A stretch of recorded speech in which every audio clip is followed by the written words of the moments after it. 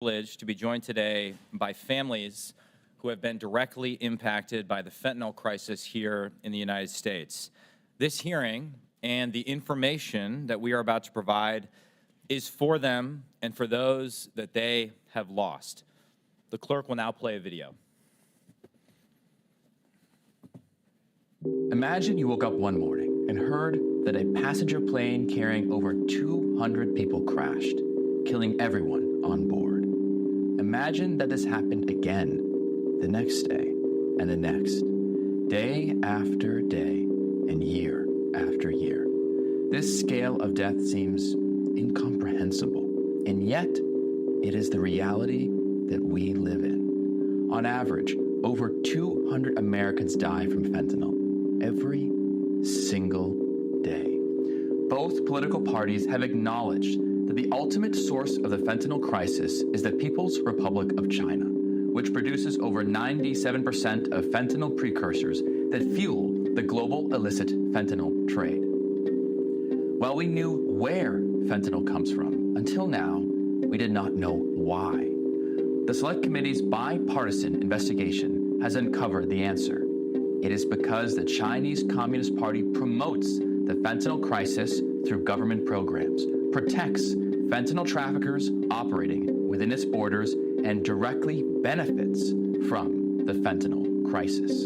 The CCP provides government subsidies to PRC companies that manufacture fentanyl analogs, precursors, and other synthetic narcotics, so long as these companies sell them outside China.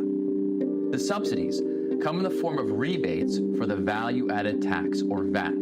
The CCP uses VAT rebates to dramatically increase exports from China for other goods. We now know it does the same for illegal synthetic narcotics. And we know these subsidies work. In bulk data analysis of PRC company online sales, we found that PRC companies sold subsidized narcotics at up to a 10 times greater rate. The CCP has had this program in place since at least 2018. At that time, they subsidized at least 17 illegal synthetic narcotics that are Schedule I controlled substances, including 14 deadly fentanyl analogs.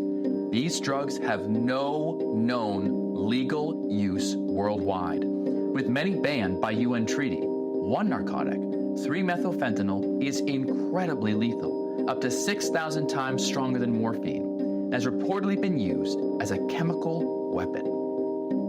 The CCP even increased the subsidies for these illegal drugs while negotiating with U.S. officials during the height of the opioid crisis in 2019 and 2020. The CCP also attempted to hide this subsidy program. In 2019, when the book Fentanyl, Inc. first reported on the potential existence of subsidies, the CCP scrubbed the internet of nearly any evidence of the program. The program, however, continued. The Select Committee found a PRC government website detailing the CCP's subsidies for the export of all fentanyl types, as well as other synthetic drugs with the maximum rebate. These drugs are illegal to produce in China, meaning that the CCP is currently sponsoring a criminal act under its own laws that subsidizes the death and addiction of Americans.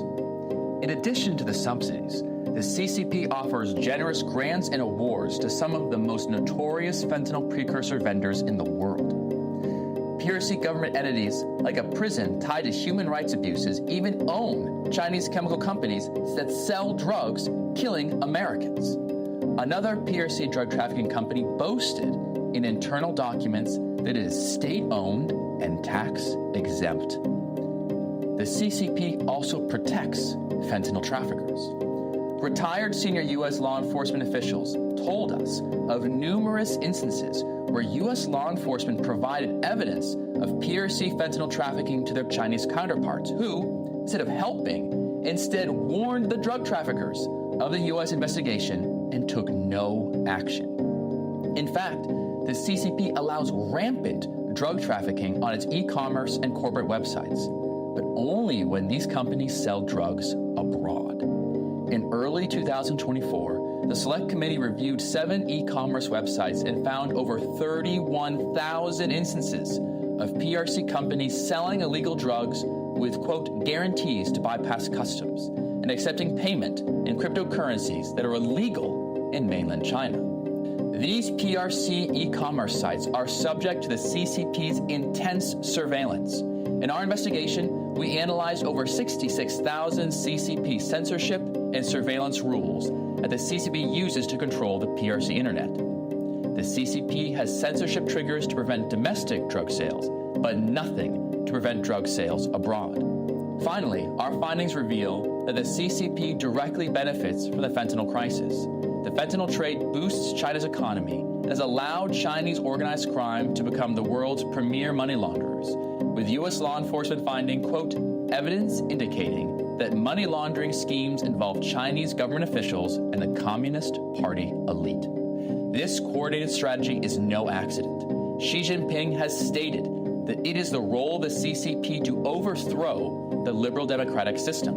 One of their generals and leading strategists has even discussed, quote, drug warfare that causes disasters in other countries while making huge profits as an effective tactic in asymmetric warfare. This is a hard truth, but it is essential for us to understand it if we are to craft an effective solution. The Select Committee therefore recommends the following measures to address the fentanyl crisis. First, we must exploit the illicit fentanyl trade's Achilles heel. Chinese companies, banks, and transshippers fueling this crisis also rely on legitimate commerce to be profitable, making them uniquely vulnerable to U.S. economic tools like sanctions. These companies, including Chinese banks and their CCP backers who enable the fentanyl crisis, must choose. They can be part of the global economic system or the illicit fentanyl trade, not both. We must also align all aspects of national power, combining our law enforcement, intelligence, economic, trade, and diplomatic authorities under a new and nimble counter-opioids joint task force that uses streamlined processes to target en masse the weak points in the fentanyl supply chain. Congress must also eliminate trade and customs loopholes, like the de minimis exception that facilitates fentanyl trafficking. We must crack down on PRC payment processors who ignore money laundering in their platforms, and we must penalize PRC companies from shipping to e-commerce who participate in this heinous trade. And we must take these decisive actions now.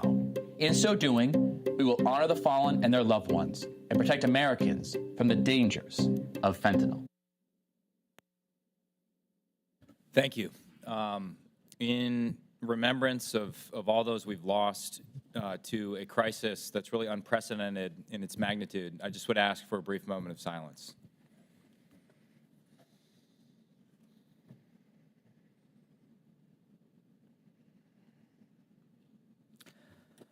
Thank you. Thanks again to the families. Nothing we can do can bring back the loved ones you've lost. All we can do is work together on a bipartisan basis to ensure that future families aren't dealing with a loss of similar magnitude. And that is what our bipartisan investigation that we just released intends to do. Without objection, I ask that it be entered into the record. As President Reagan once said, if you want more of something, subsidize it. And through its actions, as our report has revealed, the Chinese Communist Party is telling us that it wants more fentanyl entering our country. It wants the chaos and devastation that has resulted from this epidemic. And yes, that means more dead Americans. And that's what we are trying to stop. And with that, I recognize the Ranking Member, Raja Krishnamurthy, for his opening statement. Thank you, Mr. Chair, and thank you, everyone, for being here today, especially the many members of our audience whose lives have been upended by the scourge of fentanyl. It's estimated that 97% of illegal fentanyl entering the U.S. comes from the People's Republic of China, which I'll refer to as the PRC, as you can see right here, 97%.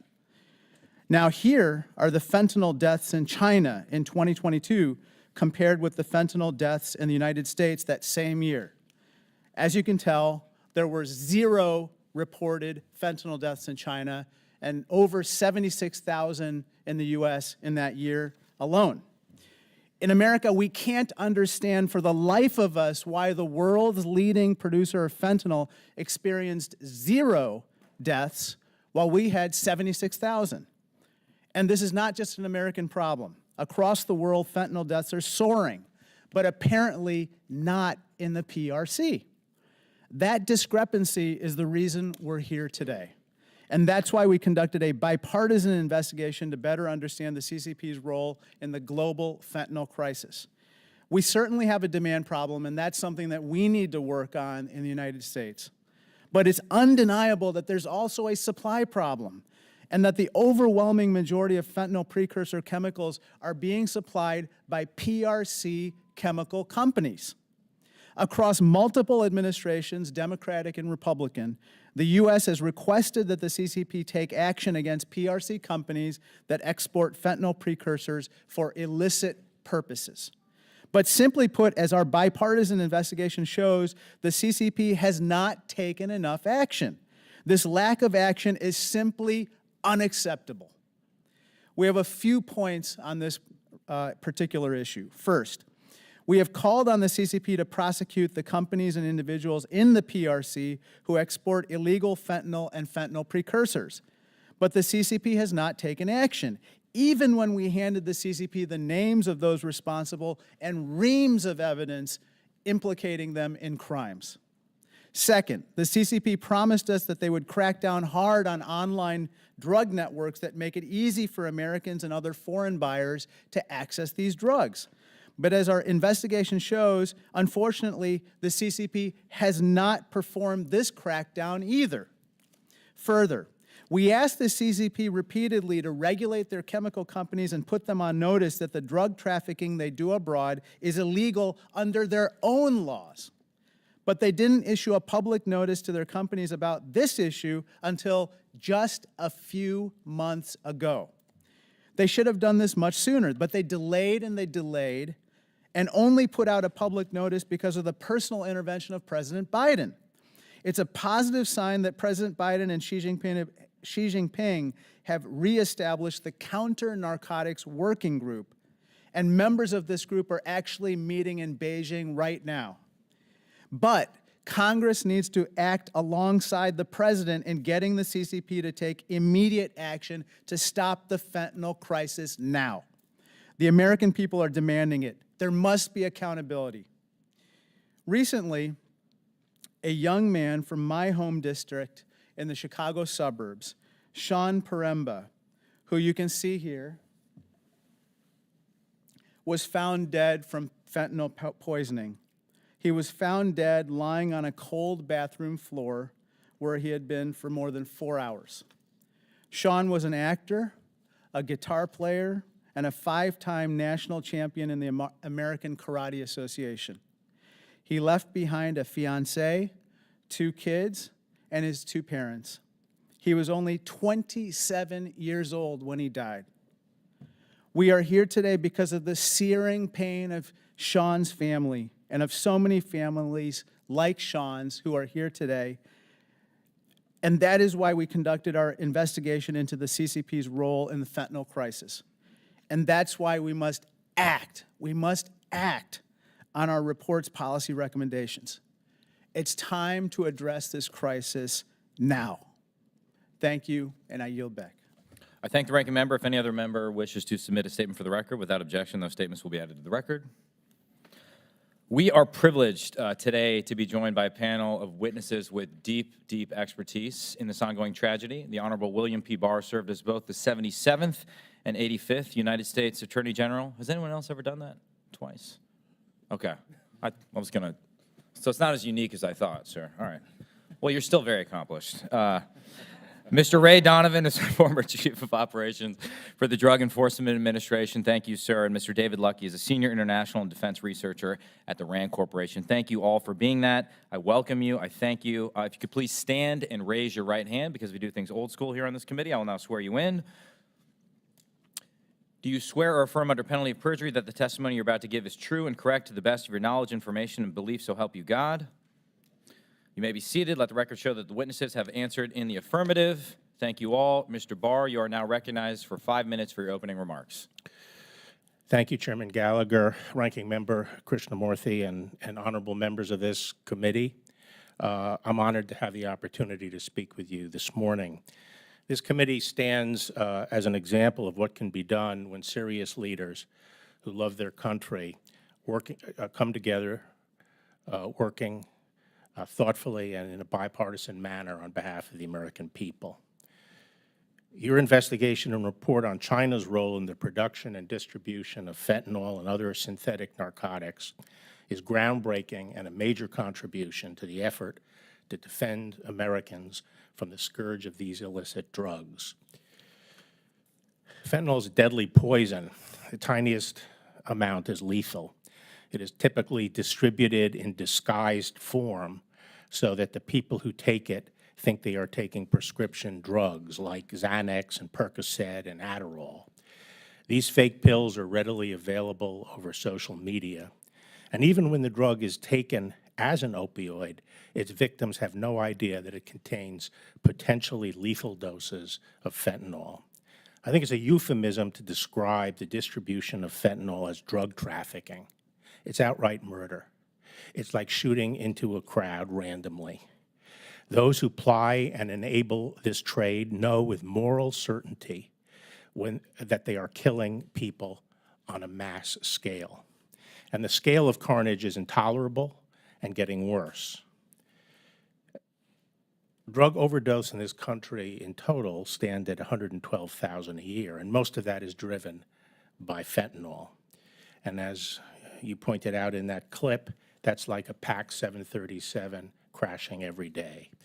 To put this in perspective, the bloodiest year of World War II, we lost 106,000 troops killed in action.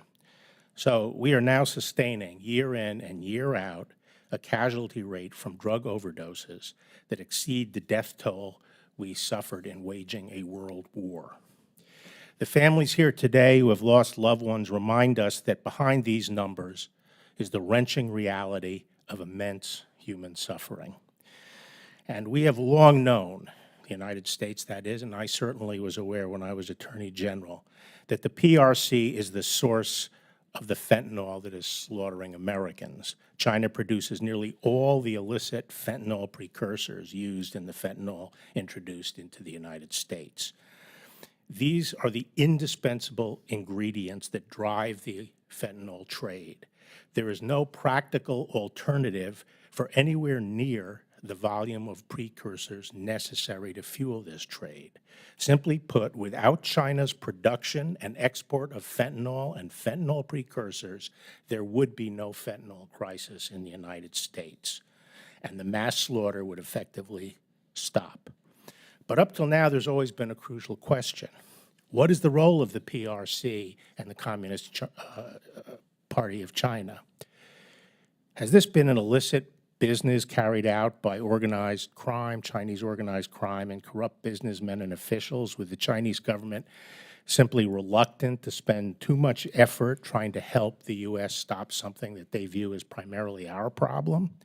Or is this effectively an intentional program to wreak havoc in the U.S., given impetus, support, and encouragement by the CCP and the PRC? Many of us have suspected the latter.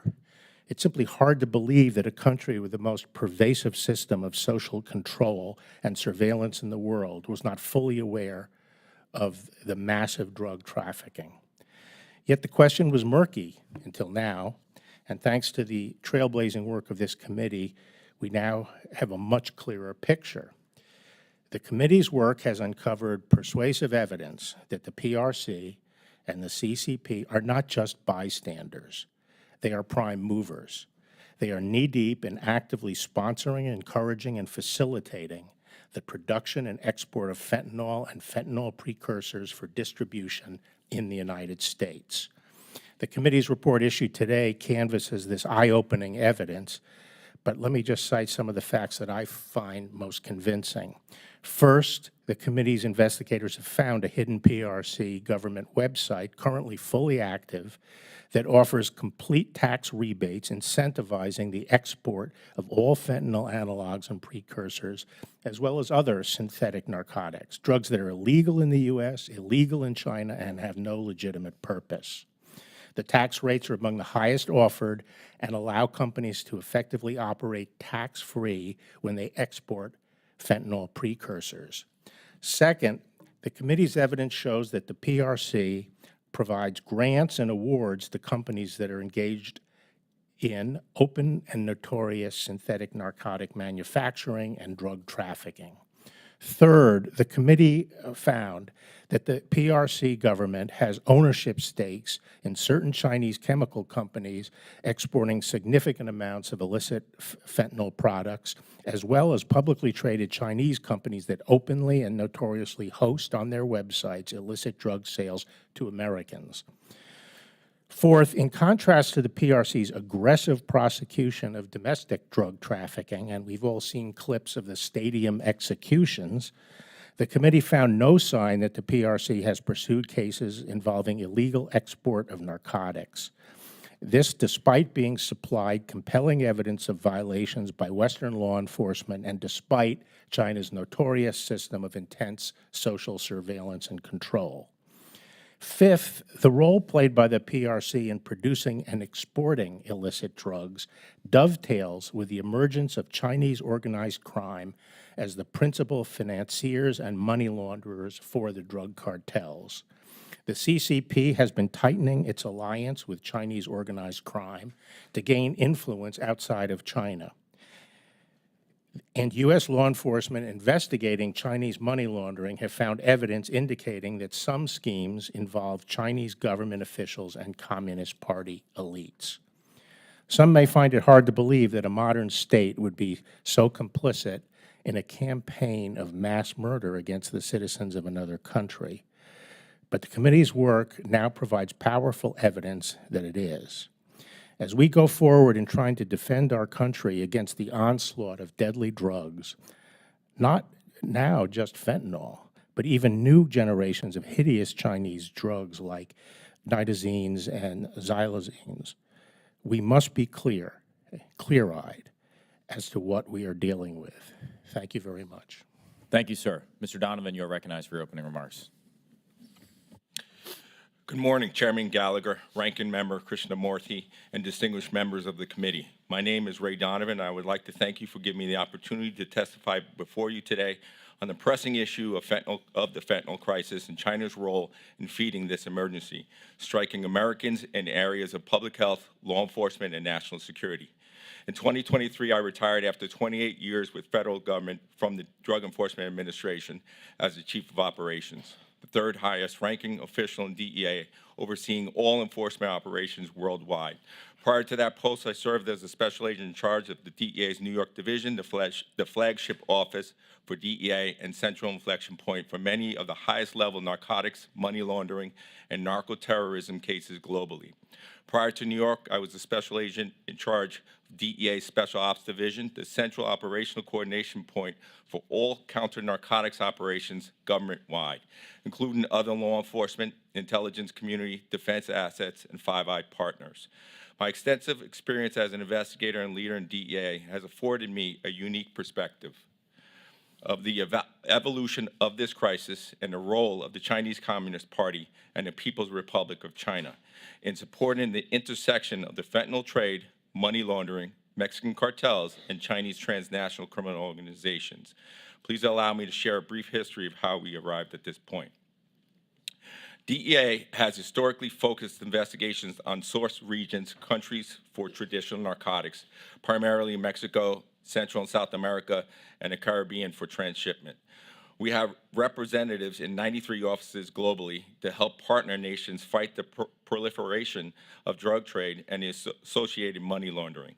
Mexican transnational criminal organizations have been DEA's primary focus in narcotics trafficking space in recent years.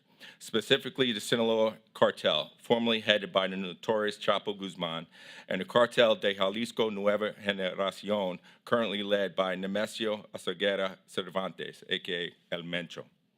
These criminal organizations act as wholesalers and logistical orchestrators of the movement of illicit narcotics over the southern border of the United States.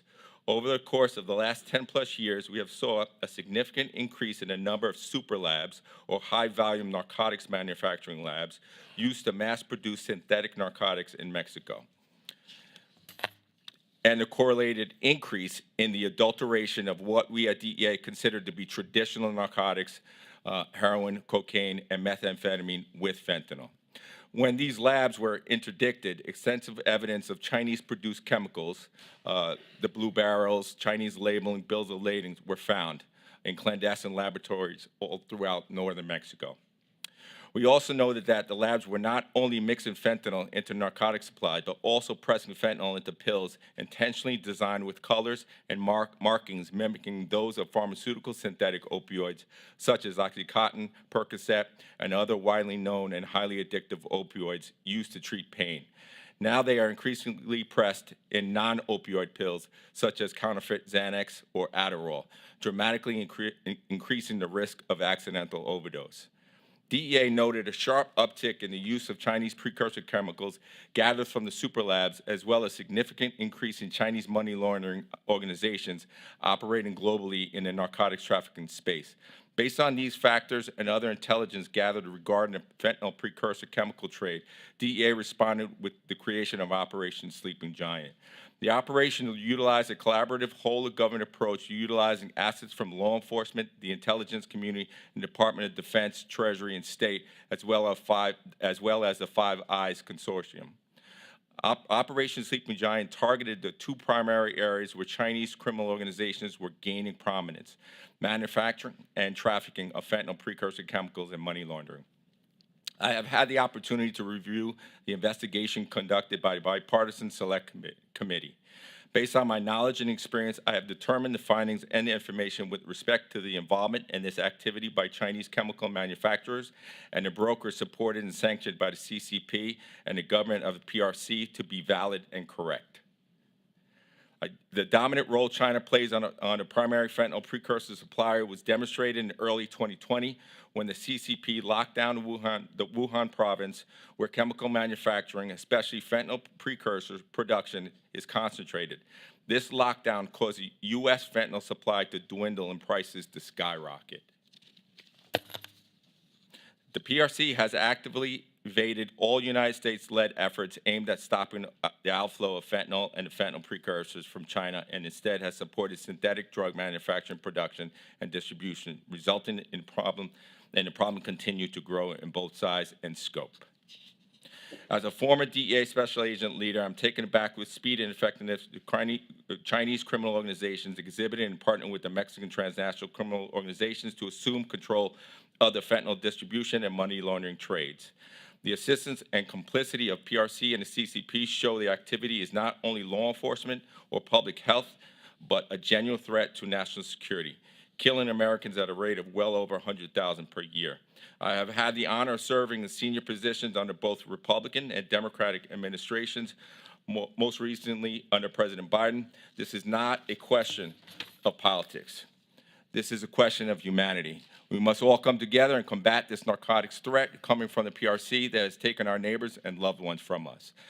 I would like to thank Chairman Gallagher and the Ranking Member Krishnamurthy, and thank the committee for the opportunity to share information surrounding these deadly threats, and look forward to fielding any questions you may have. Thank you. Thank you, Mr. Donovan. Mr. Luckey, you're recognized for 5 minutes. Chairman Gallagher, Ranking Member Krishnamurthy, and distinguished members of the committee, thank you for inviting me to testify on China's role in synthetic opioid trafficking. This testimony is primarily drawn from the research and analysis I led for the bipartisan, bicameral Joint Legislative Executive Branch Commission on Combating Synthetic Opioid Trafficking.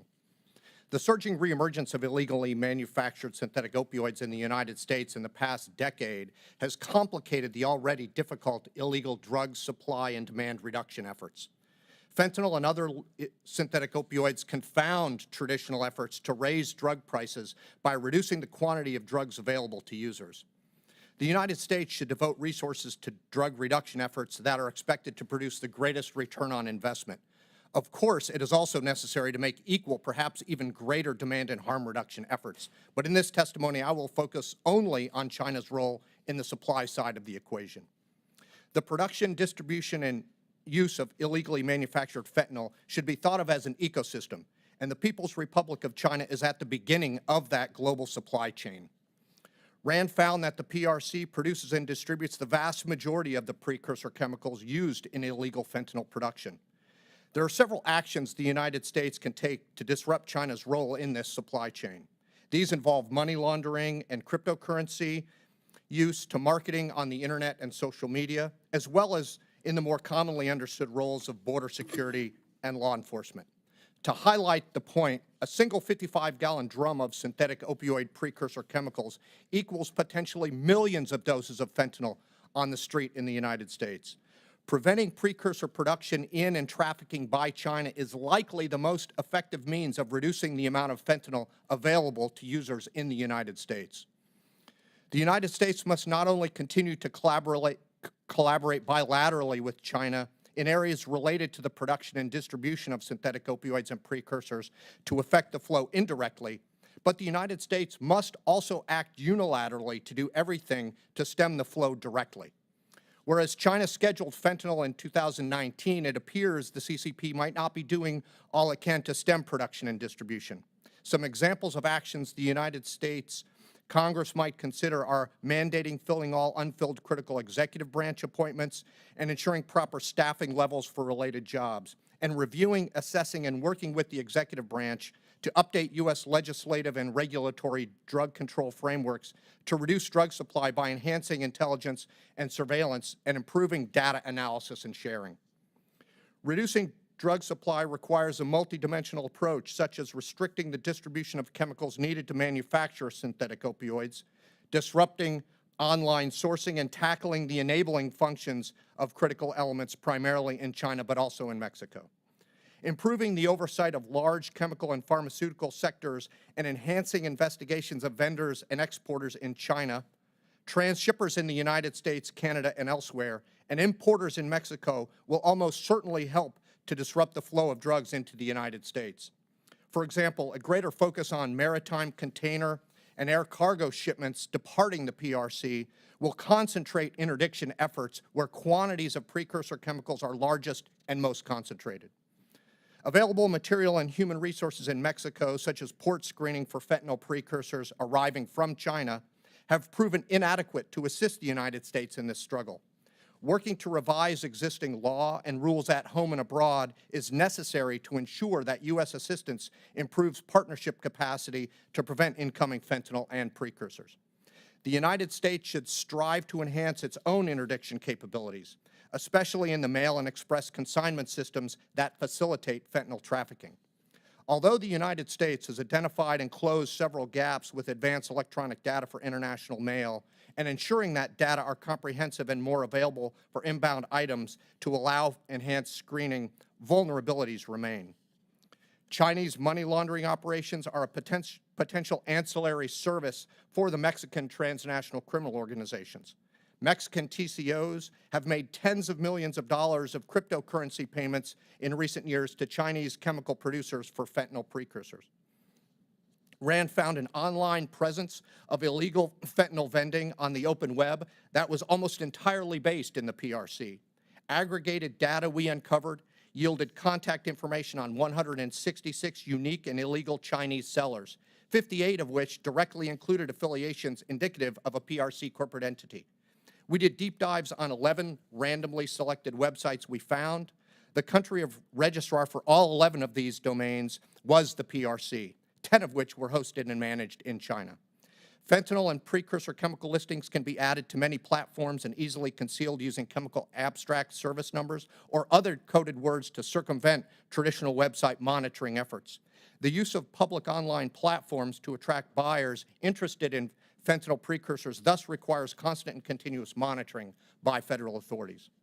The Commission's report contains 21 key action items supported by 78 specific recommendations called enabling action items, many of which are directed at Congress and involve China. These action items are binned into 5 overarching pillars: policy coordination and implementation, supply reduction, demand reduction in public health, international cooperation, and research and monitoring.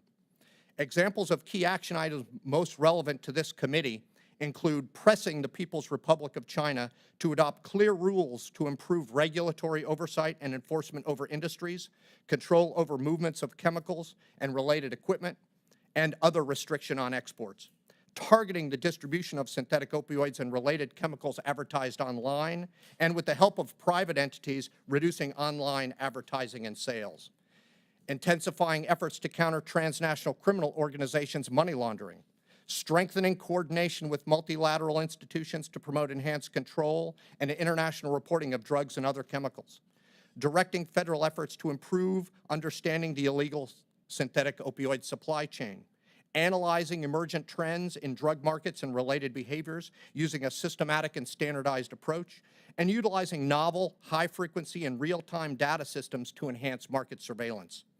It is understandably difficult to know where even to start with just this brief extract of key action items, let alone the many associated enabling actions.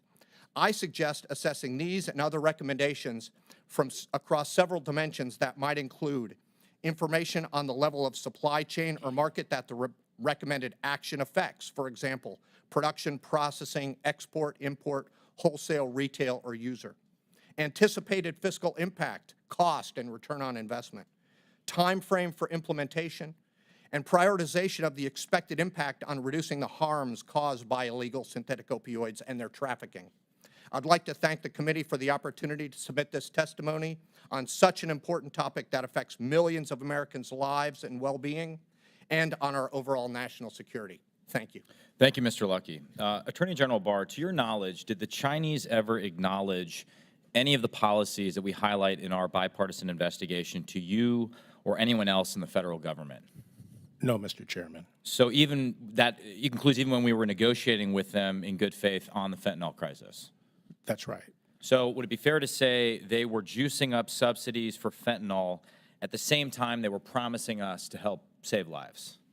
That's what this evidence suggests. What implication do you think that has for our foreign policy towards China? Well, I think, the question has, in my mind, has always been, is this just sins of omission, or does it also involve sins of commission? I think the evidence is convincing that it involves sins of commission. However, whether it does or not, I think it's prudent to approach this from the standpoint that to assume that it involves some sins of commission, and that means it goes to their will and whether they're acting in good faith. And I don't think we can count on their goodwill as we have in the past. We certainly did when we were seeking asking them to schedule analogs. I think we have to push them, bring a lot of pressure to bear on them, and make them live up to their obligations. Thank you, sir. Mr. Donovan, our investigation revealed a PRC nationwide subsidy that gives money to Chinese companies if they sell illegal drugs outside of China, including to America. You've spent decades working in narcotics law enforcement and narcotics policy, and you know these drugs better than anyone, I would submit. So I'm going to list a handful of drugs that we discovered the CCP was subsidizing to send into America and around the world. And for each one, I want you to tell me if you are aware of there being any legitimate purpose for them. So I'll start with 3-methylfentanyl. There is no legitimate purpose for 3-methylfentanyl. How about thiofentanyl, alpha-thiofentanyl, and methyl-thiofentanyl? Likewise, there is no legitimate purpose. How about alpha-methylfentanyl, omfentanyl, and fentanyl? Same thing, sir. How about MPPP, PEPAP, also known as synthetic heroin? There is no legitimate purpose. How about PCP, also known as angel dust? Same thing, sir. No legitimate purpose. And finally, how about JWH-018, also known as spice? Same thing, sir. No legitimate purpose for spice. And there are many, many others, including all fentanyl analogs and precursors for which there's no legitimate purpose, correct? That's correct. So all these drugs that the CCP paid good money to send around the world, have no legal use worldwide. So how deadly are these drugs, particularly the opioids? Extremely deadly, sir. The 3-methylfentanyl is between 400 and 6,000 times more powerful than morphine. There is no legitimate purpose for it.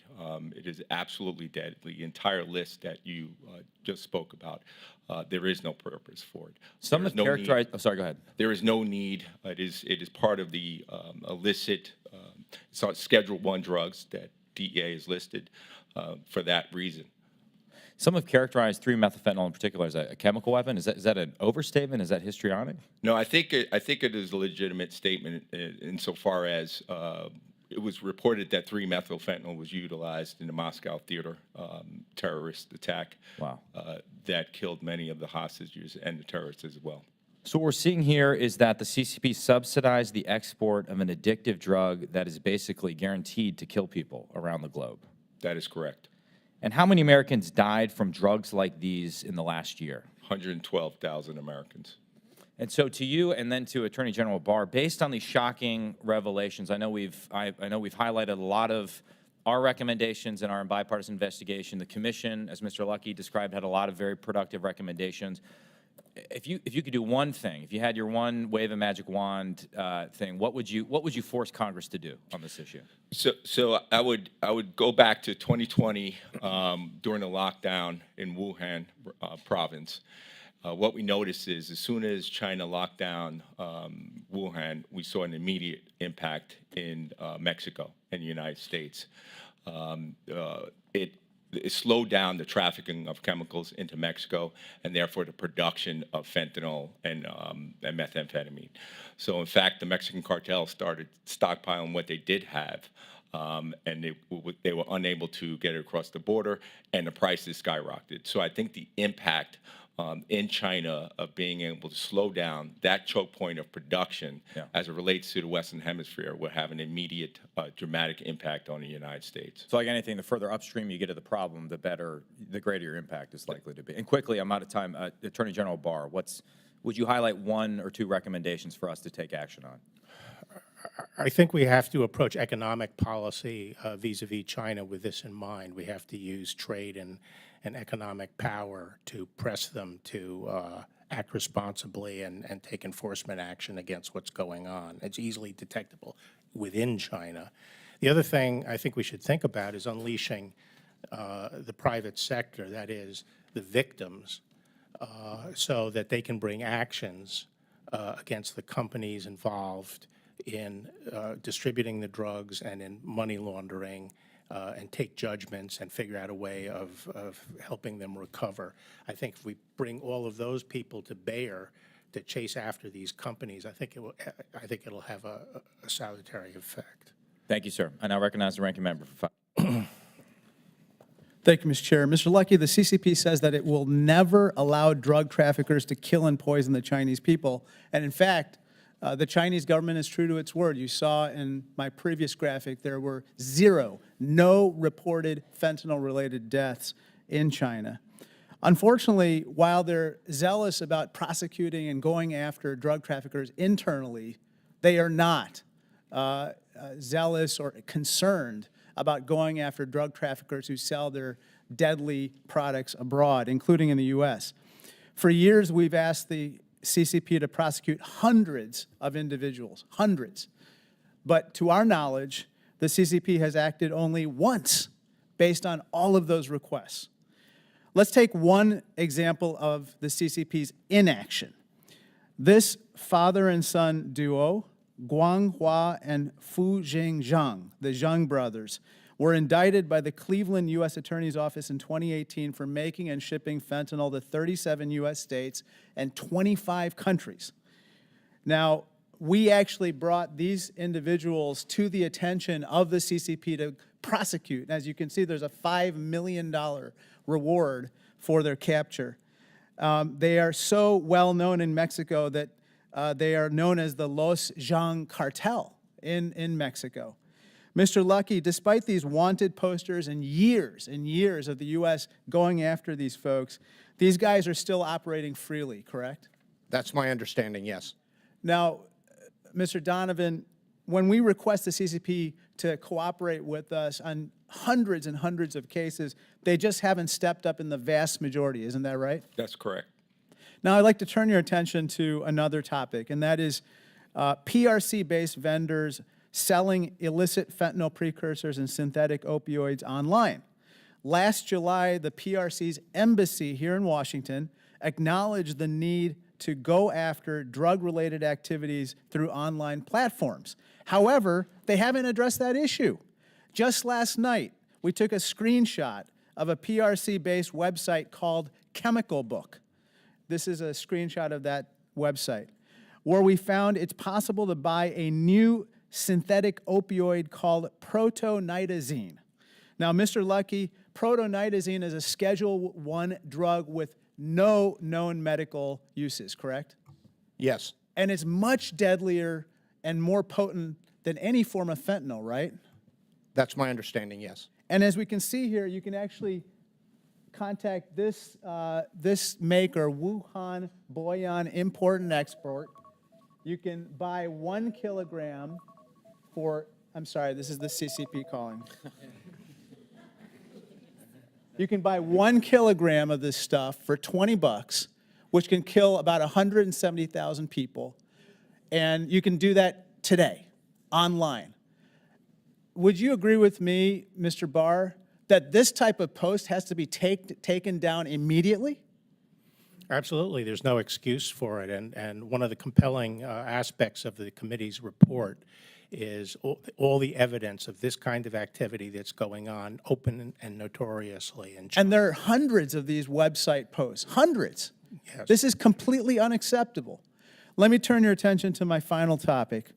In China, the government knows how to take down information from the internet, and it does it regularly. In fact, it turns out that even Winnie the Pooh, pictured here, is banned from the Chinese internet because some people think that poor Winnie looks like Xi Jinping. This is true. I'm not making this up. But the CCP, even though it knows how to take down images and it knows how to take down Chinese terms on the internet, they also know how to censor English words critical of the regime, such as Free Tibet or Xinjiang genocide. But it's a different story when it comes to English terms related to buying fentanyl. And again, this is what Linda Zhang of my staff actually looked up on Baidu in the last couple days. You can find these English terms widely on Baidu. Make an offer to buy fentanyl, looking to buy alfentanyl. You can find the CAS numbers. Those are those serial numbers associated with illicit drugs. Now, Mr. Luckey, isn't it clear that they know how to censor Chinese terms related to buying fentanyl because they don't want Chinese people buying fentanyl internally, right? Correct. But when it comes to English terms, they allow those to proliferate widely on the Chinese internet, suggesting that they want people abroad to be able to buy fentanyl on the Chinese internet. That seems reasonable. The CCP says that they're addressing the fentanyl issue, but they're not prosecuting criminals. They're letting companies openly sell this stuff online, and they're letting people, but only those outside of China, to easily find this stuff online. Isn't this the biggest sign to you, Mr. Luckey, that they're just not doing anything substantive to combat the fentanyl problem? It absolutely appears so. Thank you, Mr. Luckey. I yield back. Mr. Whitman is recognized for 5 minutes. Thank you, Mr. Chairman. I'd like to thank our witnesses for joining us today. Attorney General Barr, I wanted to get your perspective. We uncovered some evidence that's even more alarming, and that is that the Chinese Communist Party is paying people in China to sell, not just market, but to actively sell these horrible drugs to folks across the globe. So people in person being there wanting to peddle these drugs. That to me is incredibly troubling. Another element is, as we saw in the earlier presentation, is the coordinated effort that is directed by the CCP and how they are going to encourage the manufacture of precursors of fentanyl itself, fentanyl derivatives. I mean, this is an all-out attack on American citizens by what they're doing here in the United States. And then you combine that with recent numbers that come out and look at the number of illegal crossings of military-age males across the southern border. It all is pretty confounding to me to look at, what this overall effort, to me, is at a crisis point. I think it's been at a crisis point, but especially with what China's doing. Your experience there at the Justice Department is incredibly telling in what you have done to address this particular issue. But I want to get your perspective. We've heard a lot of action items here about the things that need to be done. If you were to look at not only your suggestions but others, what would you say is the immediate development of this threat, how it's developed in just in the past 6 months, and then what would be the most immediate actions that the United States government needs to take in order to have the biggest effect on the Chinese Communist Party in order to get their attention and get them to stop this? Because at this particular point, there hasn't been anything that seems to me that have been effective or in any way, shape, or form slowing down. In fact, I would argue it's only accelerated what China's doing, not just the United States, but across the world. Well, as this committee knows better than anyone else, the threat of the CCP is multidimensional. But focusing here on the drug threat, especially fentanyl and other deadly drugs, my view is the priority is to stop production and distribution from China closest to the source. We can do a lot of other things, along the pipeline, but the most effective thing you can do is stop it at its source. And as I said, I think this trade and activity has become interwoven with their economic policy and their strategic policies.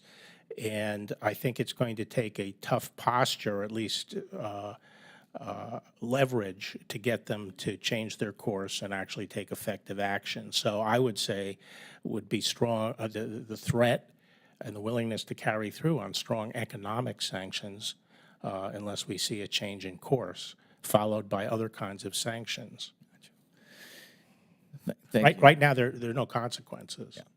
No, I agree, and it continues unabated, and it gets worse and worse and worse because the Chinese see that there's no downside to this. And I would argue, too, it's one of the elements of what Xi Jinping puts forward as to their objectives and how the Chinese Communist Party is going to have essentially rule and control over everything that's not CCP related, and that's pretty troubling.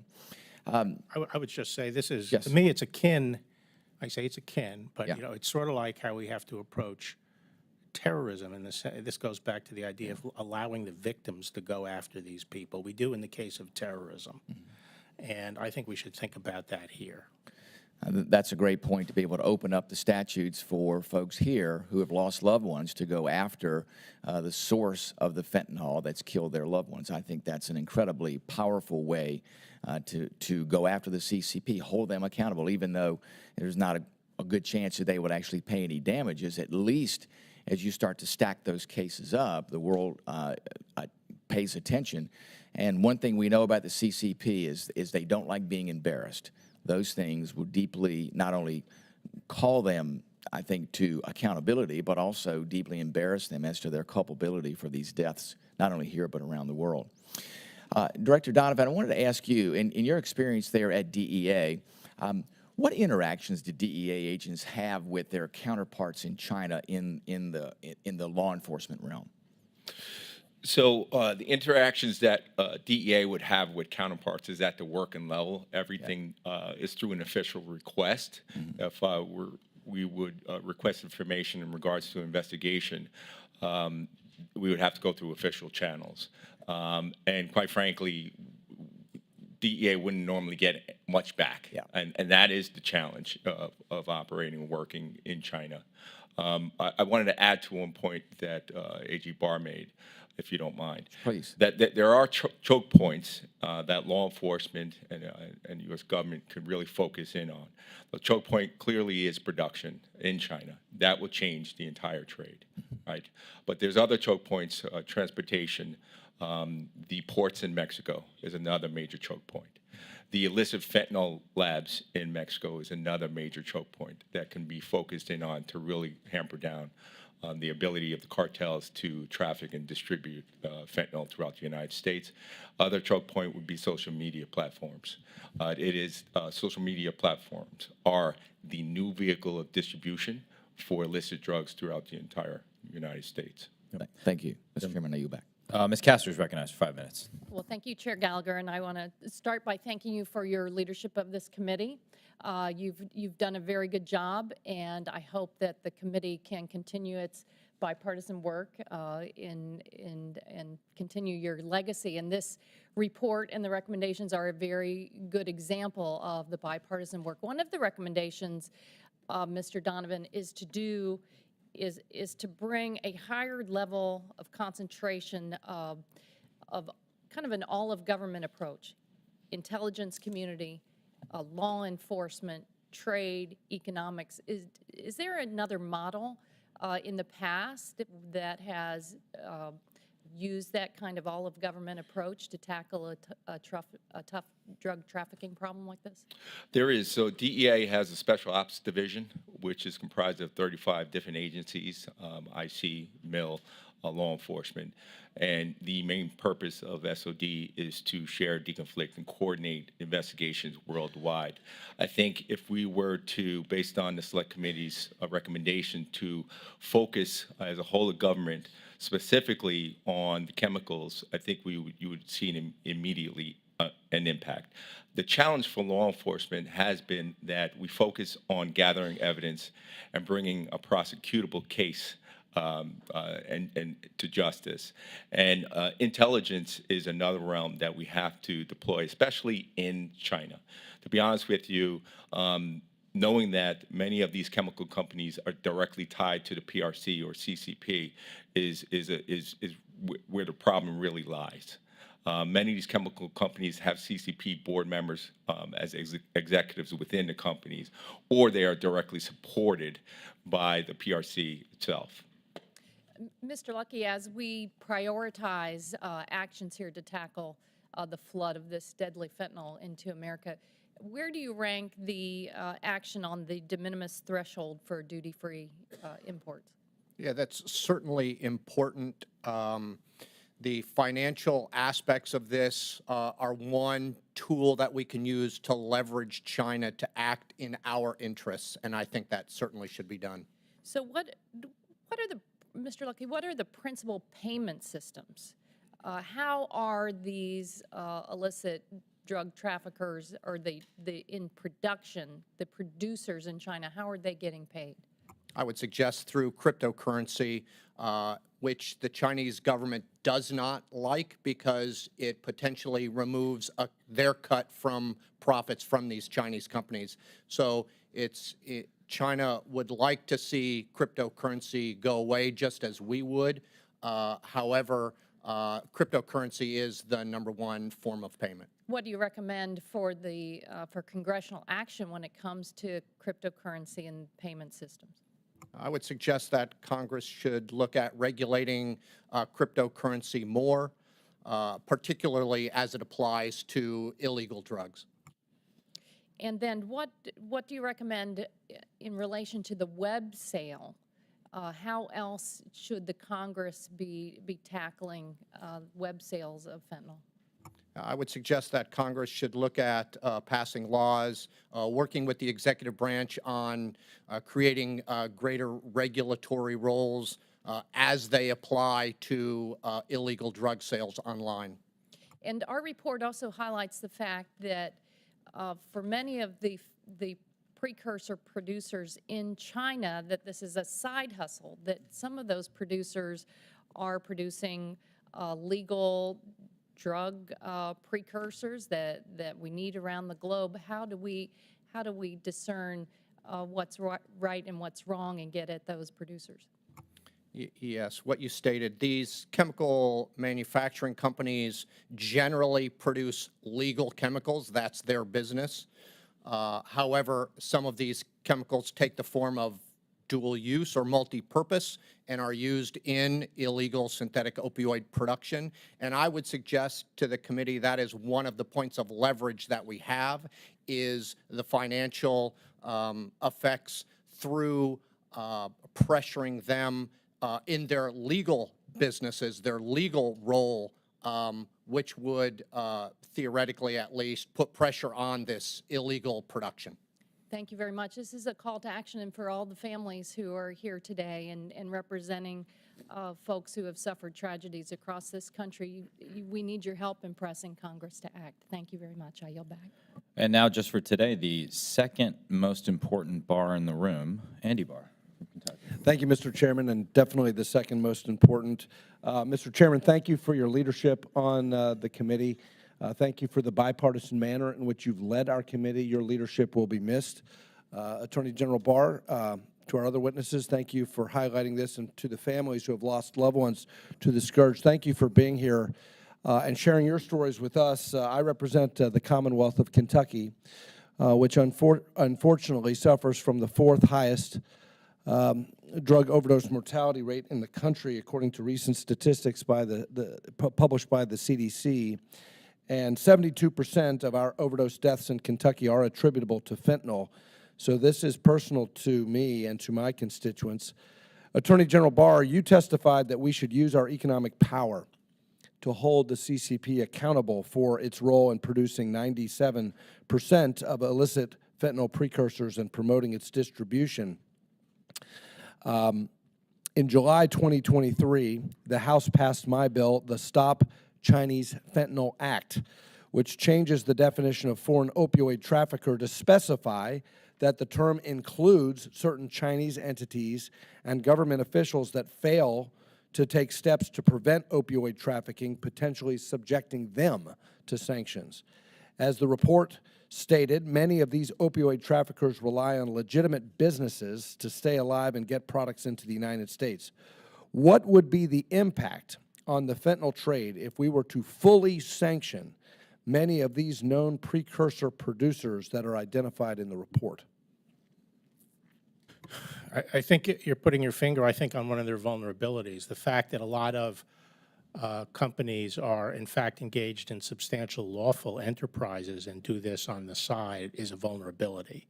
And you sort of have to ask your question, why does the PRC government have to subsidize this activity to get them to do it? Non-prosecution, just, letting them do it,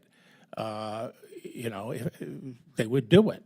But they actually have to be incented to do it by the government, which means to me that if we create strong disincentives, like consequences for their legal business, sanctions, personally and against their business, and the ability of people with judgments to chase the property of these companies around the world, I think we would change their state of mind very quickly. Thank you. And General Barr, in February at the Biden-Xi meeting at APEC, an agreement was struck to delist China's Institute of Forensic Science, which has been tied to human rights abuses against the Uyghur population, from Commerce's entity list in exchange for cooperation from the Chinese on stopping fentanyl precursor production.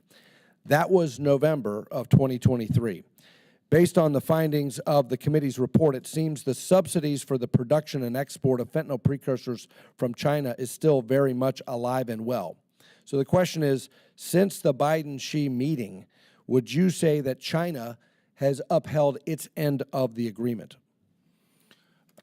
It doesn't appear to me that they have, and I think the problem with China is not carrots to live up to their obligations. We need some sticks. Mr. Donovan, would you agree with that the APEC agreement has failed to curb the CCP's production and distribution of fentanyl? I'd say that it has not changed the CCC's willingness to support the chemical industry, the illicit chemical industry, to the Western Hemisphere. So they continue to support that. We need to apply more pressure. Mr. Luckey?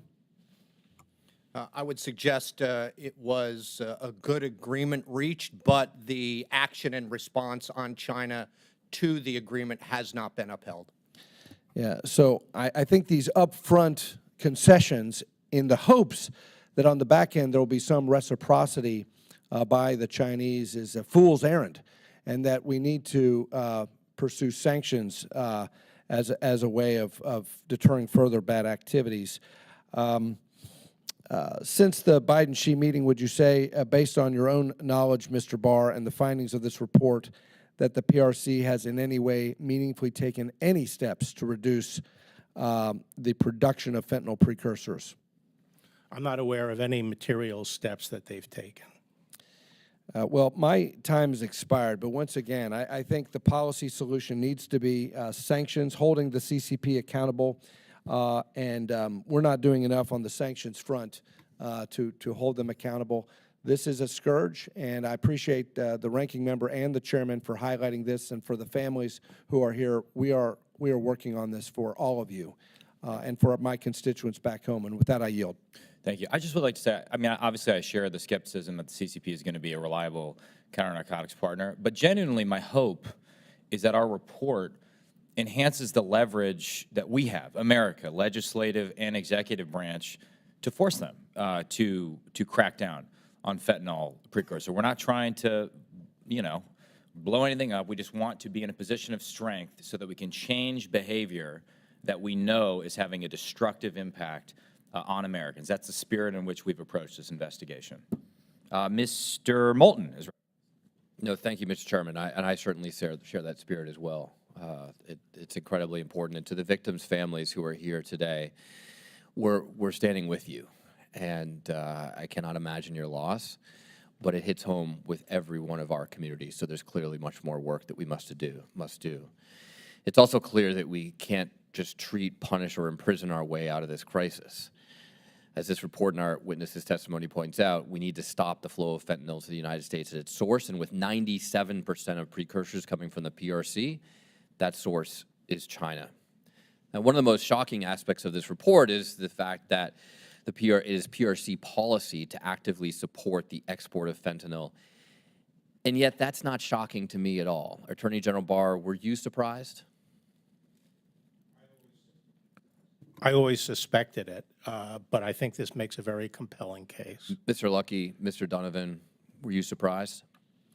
Not surprised. I applaud the committee's report for shining a light on this problem. Were you surprised? Not at all, sir. Now, Attorney General Barr, under the Trump administration, you were able to achieve some significant victories in reducing fentanyl trafficking, including getting the PRC to schedule fentanyl-related substances in 2019, collaborate on joint investigations resulting in convictions of traffickers, and make progress on customs data sharing. Is that right? Yes, Congressman. And it certainly didn't solve the problem, but any idea how many lives those actions saved? No, I don't. I really don't. I mean, to be honest, I don't know either. But when you see the photographs held by the victims' families behind you, I mean, frankly, even if it was just a few lives, it matters. And would any of that have been possible without engaging with the PRC? No, Congressman. I think our priority was to get it scheduled, to get the analogs scheduled, because the Chinese would keep on saying, well, they change a molecule and it's not illegal. So we wanted to take that argument off the table, and we did succeed in taking it off the table. Now, Mr. Donovan, the U.S. and China effectively stopped counter-narcotics cooperation from 2020 to 2023. During that window when we weren't talking, was there any progress made on the flow of fentanyl precursors out of the PRC? No, there was not. And finally, Mr. Luckey, let me ask you this. Since President Biden and President Xi agreed to reopen talks on fentanyl issues last November, have we seen the Chinese make any progress on this front? I have not seen any. I mean, I think the reality is actually they have. We have seen them do several things to crack down on fentanyl production and fentanyl export and improve intelligence sharing. So I totally disagree with you. I think this certainly has not solved the problem. But the fact that we have engaged with the PRC the same way that the Trump administration did has actually made some progress. And, the reality is we have a lively and productive debate on this committee about whether we should engage diplomatically with China at all. I'm certainly under no illusions that we can trust the PRC, that the PRC is acting in good faith, or that we can solve all of our problems through discussion. But there's a long history of both Republican and Democratic administrations engaging diplomatically with our adversaries, such as President Reagan and Kennedy's partnerships, path-breaking deals, rather, with the Soviets. So we should engage, even as we must be incredibly clear-eyed in doing so, because in this case, that engagement literally saves lives. Now, Attorney General Barr, is it true or not true that most fentanyl coming into the U.S. comes through official ports of entry? The last time I looked at that, that's the case. About 90% of fentanyl is interdicted at ports of entry, according to DHS. Mr. Donovan, what kinds of authorities or resources would be most useful to counter the illicit flow of fentanyl into the U.S. through ports of entry? So obviously technology, more staff at the POEs, the ports of entry, would allow CBP and Border Patrol to interdict more narcotics into the country, although they do a significant and decent job as it is. There's a lot more that we can do. Once drugs get through the POE or ports of entries, and it's in the United States, law enforcement is working from behind. Yeah, no, I think that every single one of us understands here how important it is that we crack down on the border. And while we know that no border deal is perfect, the Senate passed border deal that would expand hiring authorities and training for CBP and Border Patrol, would invest $20 billion to hire new agents, and would expand technology. Look, it's not perfect, but it's a problem that we can't get that past the House, because our failure to act serves Mexican drug cartels, it serves Chinese organized crime, and it serves the PRC. Mr. Chairman, I yield back. Mr. Newhouse. Thank you, Mr. Chairman, and let me say thank you, too, for your strong leadership on this committee as we are enjoying your last committee hearing of your engagement in Congress.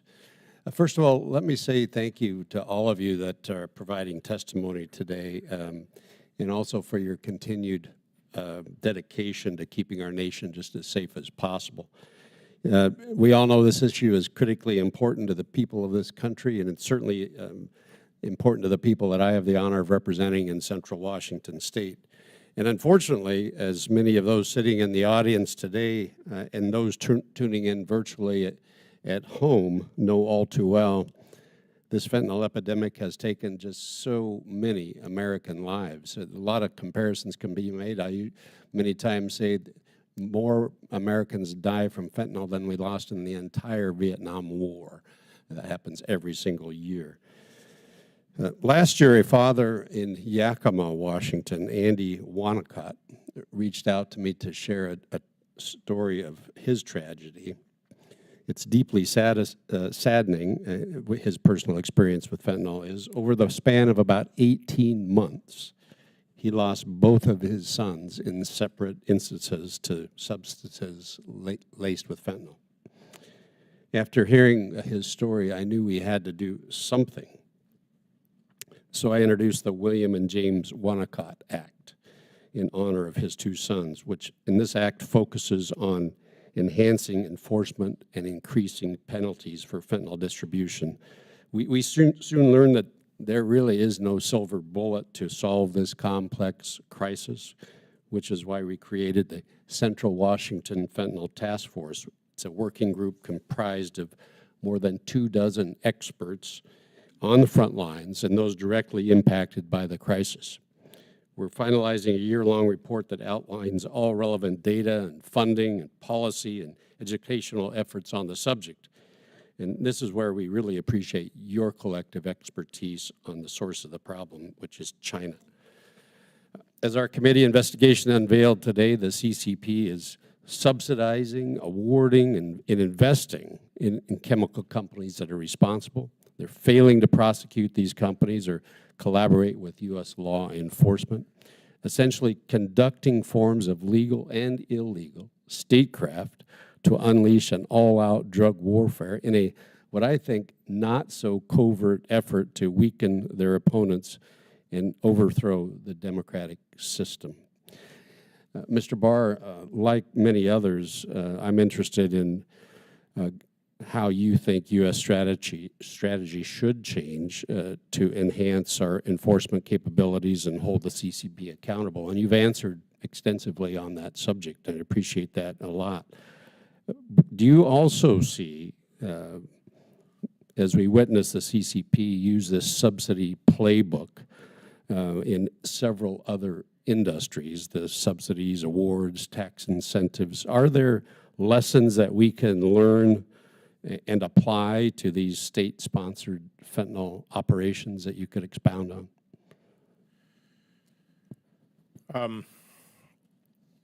Well, first, I have no objection to engaging with the Chinese diplomatically. I think we should always stay engaged and you know, present our case as forcefully as we can and get what we can through those discussions and offer cooperation and so forth. But in the case of China, and there's some other countries involved in drug trafficking that I think are the same, I simply do not trust that we have, that there are enough consequences to have them change their playbook. And I think we need to bring some consequences to the table, or at least the prospect of it. But I think the highest priority has to be going after the source. Waging the drug war here at home just means putting a lot of people in prison and stacking them up. I think that we're dealing with a fundamental shift in drugs from organic to synthetic. To do what's being done on the synthetic front, you need an industrial base. You need two things: an industrial base and non-enforcement of law. It's going to be hard to shift this business anywhere else but China. India is a place that has the industrial base, but they have stronger enforcement and more cooperation with us. So this is the key vulnerability of all synthetic drug trafficking. It's getting the Chinese to stop, and that's where I would put all my, not all, but most of my effort. Mr. Chairman, just real quickly, if I could ask Mr. Donovan, as an appropriator, we're looking at ways that we can enhance the DEA's capabilities. Are there anything specific divisions or programs within the DEA that we should keep top of mind? Yes, I do. I think that the Special Ops Division, that is the whole of government approach to going after this problem set. I think that is an area where if we can increase funding there, then you'd see somewhat of a change or an impact in international drug trafficking organizations. The more people we have, the more resources, the more we can do. Very good. Thank you very much. Thank you for. I like to put some. I worked there for about 6 months when I was in uniform on loan. I really just got coffee for important people, but I got to see how incredible the work that SOD is. So I would foot stomp that. Senator Kim. Oh, sorry, I jinxed it. Yeah. Thank you, Mr. Chair. Mr. Donovan, I want to start with you. You said something earlier, and I just wanted to hear it again. When we were talking about 3-methylfentanyl, you talked about how potent it was. Can you tell us that again? Just how much more potent it is than other morphine. substances? That's correct, sir. So 400 up to 6,000 times more powerful than morphine. Yeah. I just have to say, I mean, I think it's so important that we just really highlight what we're talking about here, right? You know, this is just magnitudes beyond, you know, just in terms of the potency of and its ability to just be able to kill not just one person, but so many people as we've seen. And look, to the American people who might be watching this, I hope you can see what I can see and what those of us up here can see. Just this room here, you know, filled with the families of victims here, holding up the photographs of their loved ones. I just have to say this is one of the most powerful things I've certainly seen at a hearing in terms of my time here in Congress. So I just want to say to the families here, just I'm sorry for what you've gone through. And every single person up here in these jobs here in Congress, we should do everything we can to be able to try to do what we can to stop just this horribleness of what's been happening. So I just want you to hear that from me, and I promise you I'll do my best, and I know everybody else will. You know, when we try to think through how do we take this on, Mr. Luckey, I wanted to ask you, we were talking about some of the things we're doing with this task force and whatnot, and I think we're having a trouble kind of understanding, like, what do we actually think we can achieve? You know, like, so I guess my question to you is, in this bilateral push, like, how would you describe what success would look like for us, or like what objectives we think we can try to achieve through that sort of bilateral working group task force approach right now? I think that's an excellent question. I think the goal should be doing all that we can to save lives. I think the ultimate goal of this is saving lives, and everything that we can do in furtherance of that, we should do. I would suggest that a coordinated approach is necessary, and by coordinated, I mean both from the Congress and the executive branch. We know that when this country works together, we can achieve great things. Every one of these lives lost is a tragedy, and saving, as you mentioned, saving one life is tremendously valuable. We've seen success in this space before. Both this committee's report and the Commission on Combating Synthetic Opioids report that I mentioned in my testimony.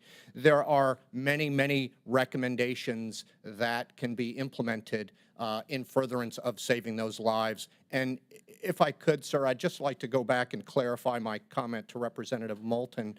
I didn't mean to imply that China had taken no action following the President Biden meeting. What I meant to convey was that we have not realized the results from that meeting. Yeah. I guess my follow-up to you would be, you know, we're taking this bilateral action now, but, you know, so much of what our strength comes from as the United States is marshaling a global coalition, you know, the multilateral type of approach that we've seen, and certainly when it comes to, you know, some of the biggest challenges that we face right now as a world, we've taken that approach. So I guess my question to you is how does the multilateral effort kind of fit into this? You know, we're taking this bilateral task force, but, you know, what can we be doing in marshaling? Because as we said, you know, this tragedy is not just unique to the United States. We're seeing so many other countries being decimated and so many more lives lost. What can we do to try to marshal a multilateral global effort to be able to bear down even more pressure? Yeah, I agree with your comments, and as I mentioned in my testimony, there are things that we must do unilaterally as a nation, but our strength on this front will come from our multilateral engagement with other nations. What we're seeing here in the United States is likely to be seen elsewhere in the world. The shift, as former Attorney General Barr mentioned, from organic illegal drugs to synthetic illegal drugs is only, in my estimation, is only going to increase in the future. So everything that we're doing now to get a handle on the synthetic production of illegal drugs will only pay more dividends in the future. And our strength lies in working bilaterally with other nations, China and Mexico, and multilaterally with other nations of the world to present a unified front against this scourge. Okay, thank you. I yield back. Thank you, sir. Next, the future chairman, and a man of high integrity who I've watched for 8 years sincerely try and build bridges and personal relationships across the aisle, which I think is essential to the future success of this committee to ensure it doesn't get sucked into a partisan vortex. Mr. Molinar from Michigan. Thank you, Mr. Chairman, and thank you for your leadership. And we are grateful for you working with Representative Krishnamurthy and making this the committee that it is. So thank you so much. I also want to thank the families who are here. My hope is that this report, this hearing, will bring good out of the tragedy and the suffering that you've experienced, and thank you for your advocacy. We will not forget, and thank you for being here. I wanted to start with Mr. Donovan. You mentioned you were not surprised about the PRC's intentionality on this, and you've read the report. You know many of the companies that are listed that the PRC owned or gave money to, Yafeng, Kaohsiung. These types of companies were prolific drug traffickers, and is that correct? That's correct, sir. And what do you think the odds are that these companies sold narcotics, addicted Americans, maybe killed Americans, and we've seen the PRCs awarding money to these companies. You've spent countless hours with victim families. How does that make you feel? It's why I'm here. It's why I do this. It's because ultimately what Mr. Luckey said means everything to me personally. This is about saving lives. I do think that we are under attack, and I think it's intentional. And think as a nation we have to take a hard look at what our response is going to be. Attorney General Barr, the CCP has publicly traded companies with their own internal party committees inside of them facilitating the fentanyl trade. Are you familiar with PRC laws involving golden shares in Chinese public companies that essentially gives the CCP control of the public company? Yes, Congressman, generally. Does this raise concerns for you about the CCP's knowledge of these companies enabling the fentanyl trade? And what is the CCP's ability to stop this behavior if they chose to? Well, I think that's the key point. We can't, the key point here is that the PRC and the CCP have the capacity to shut this down. This is not taking place in the rainforests of Burma. This is taking place among a manageable number of companies in industrial parks in a modern surveillance state. The Chinese can push a button and with a keystroke find somebody in one of their cities within less than a minute, know exactly where they are. They know what's on the internet. There's no question they're aware of what's happening, and they're aware of the specifics. The question is, to me, are they involved in it? Are they actually complicit in trying to encourage it? I think the answer is yes. But they have the capacity to do it. Multilateralism and putting together coalitions and all that is good and essential, but there's a coalition of one. There's one player here that controls the source. And as I say, that is not a source that can be easily moved. And so the game here is to force the PRC to do what we know they can do. When the ranking member held up that chart at the beginning, that was compelling. 0 on the Chinese side, even if there are some. The point is they can control it when they want to. They execute people publicly because they want to send the message, this is intolerable, we won't have drug trafficking in China. Nothing, crickets, when it comes to the massive tracking. And they know what's going on. It's open and notorious. And all the intelligence points to the involvement through ownership, through visits, through awards, and so forth, that the Chinese government and the CCP know exactly what's going on. You mentioned there needs to be consequences. There need to be some sticks in terms of our policy. It seems that sanctions is one tool. My understanding of sanctions is it needs broader participation from other countries in order for it to really have teeth. Are there other countries that are affected in the same way the United States is by this? Absolutely. Australia is one of the Five Eye partners that is directly impacted by methamphetamine from China into their country. Europe as well. There are many countries throughout the world that are impacted by illicit drug trade coming out of China. Thank you, and I yield back, Mr. Chairman. Thank you. Ms. Sherrill's recognized for 5 minutes. Thank you, Mr. Chairman, and thank you to all the families who are here with us today. I think it's so important for you to be here to put a face on what is going on in this country as we have this hearing.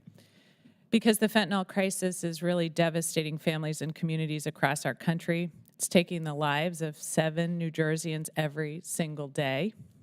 With 97% of illicit fentanyl precursors coming from China, it's long past time we look closely at the CCP's integral role in this crisis and how Congress can effectively respond. Increasingly, drug traffickers are targeting young people through social media and online platforms. I've heard from too many parents and principals in New Jersey about the rapid spread of fentanyl and other opioids among teens, which too often leads to tragedy and broken communities. Fentanyl today is both a public health and national security issue. It's essential that this Congress act now on the President's National Security and Border Supplemental request to fund fentanyl detection technology and additional law enforcement officers, as well as finally crack down on the CCP-linked companies driving the global supply of fentanyl. So, Mr. Luckey, President Biden's National Security and Border Supplemental Funding request from October 2023 includes $1.2 billion to crack down on illegal drug trafficking. These resources would fund the deployment of 100 cutting-edge fentanyl detection machines, 1,000 additional law enforcement personnel to combat drug trafficking, and 1,300 additional Border Patrol agents at both the southern border and key port facilities like the Port of Newark. Can you discuss how this funding would impact Customs and Border Patrol and the DEA's ability to intercept more fentanyl at ports of entry? Yeah, I think it would have a tremendous effect. As I mentioned in my testimony, we need to take a risk-based, metrics-driven approach to how we're funding this effort. We need to prioritize our efforts, and this specifically is one thing that will likely have a tremendous positive effect on this. And conversely, without this funding, do our law enforcement agencies currently have the capability to prevent large-scale fentanyl trafficking that's more than quadrupled since 2019? Again, as I mentioned in my testimony, fentanyl has confounded our historic drug efforts. Fentanyl is not just another drug or a new drug. It has substantively changed how we need to address this issue. We need to have a coordinated approach.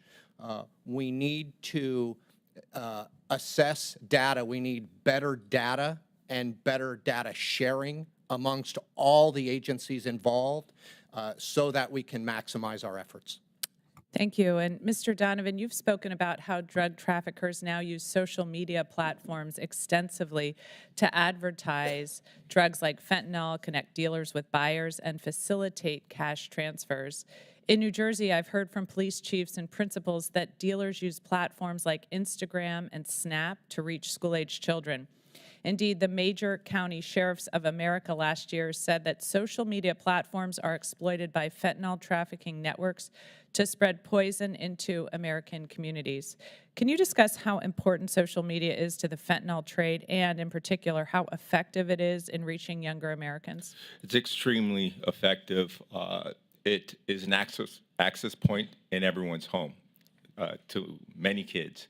It is the first thing they want to go on when they obtain a phone. And it is very easy for a dealer to then start marketing and advertising those illicit narcotics to those young kids.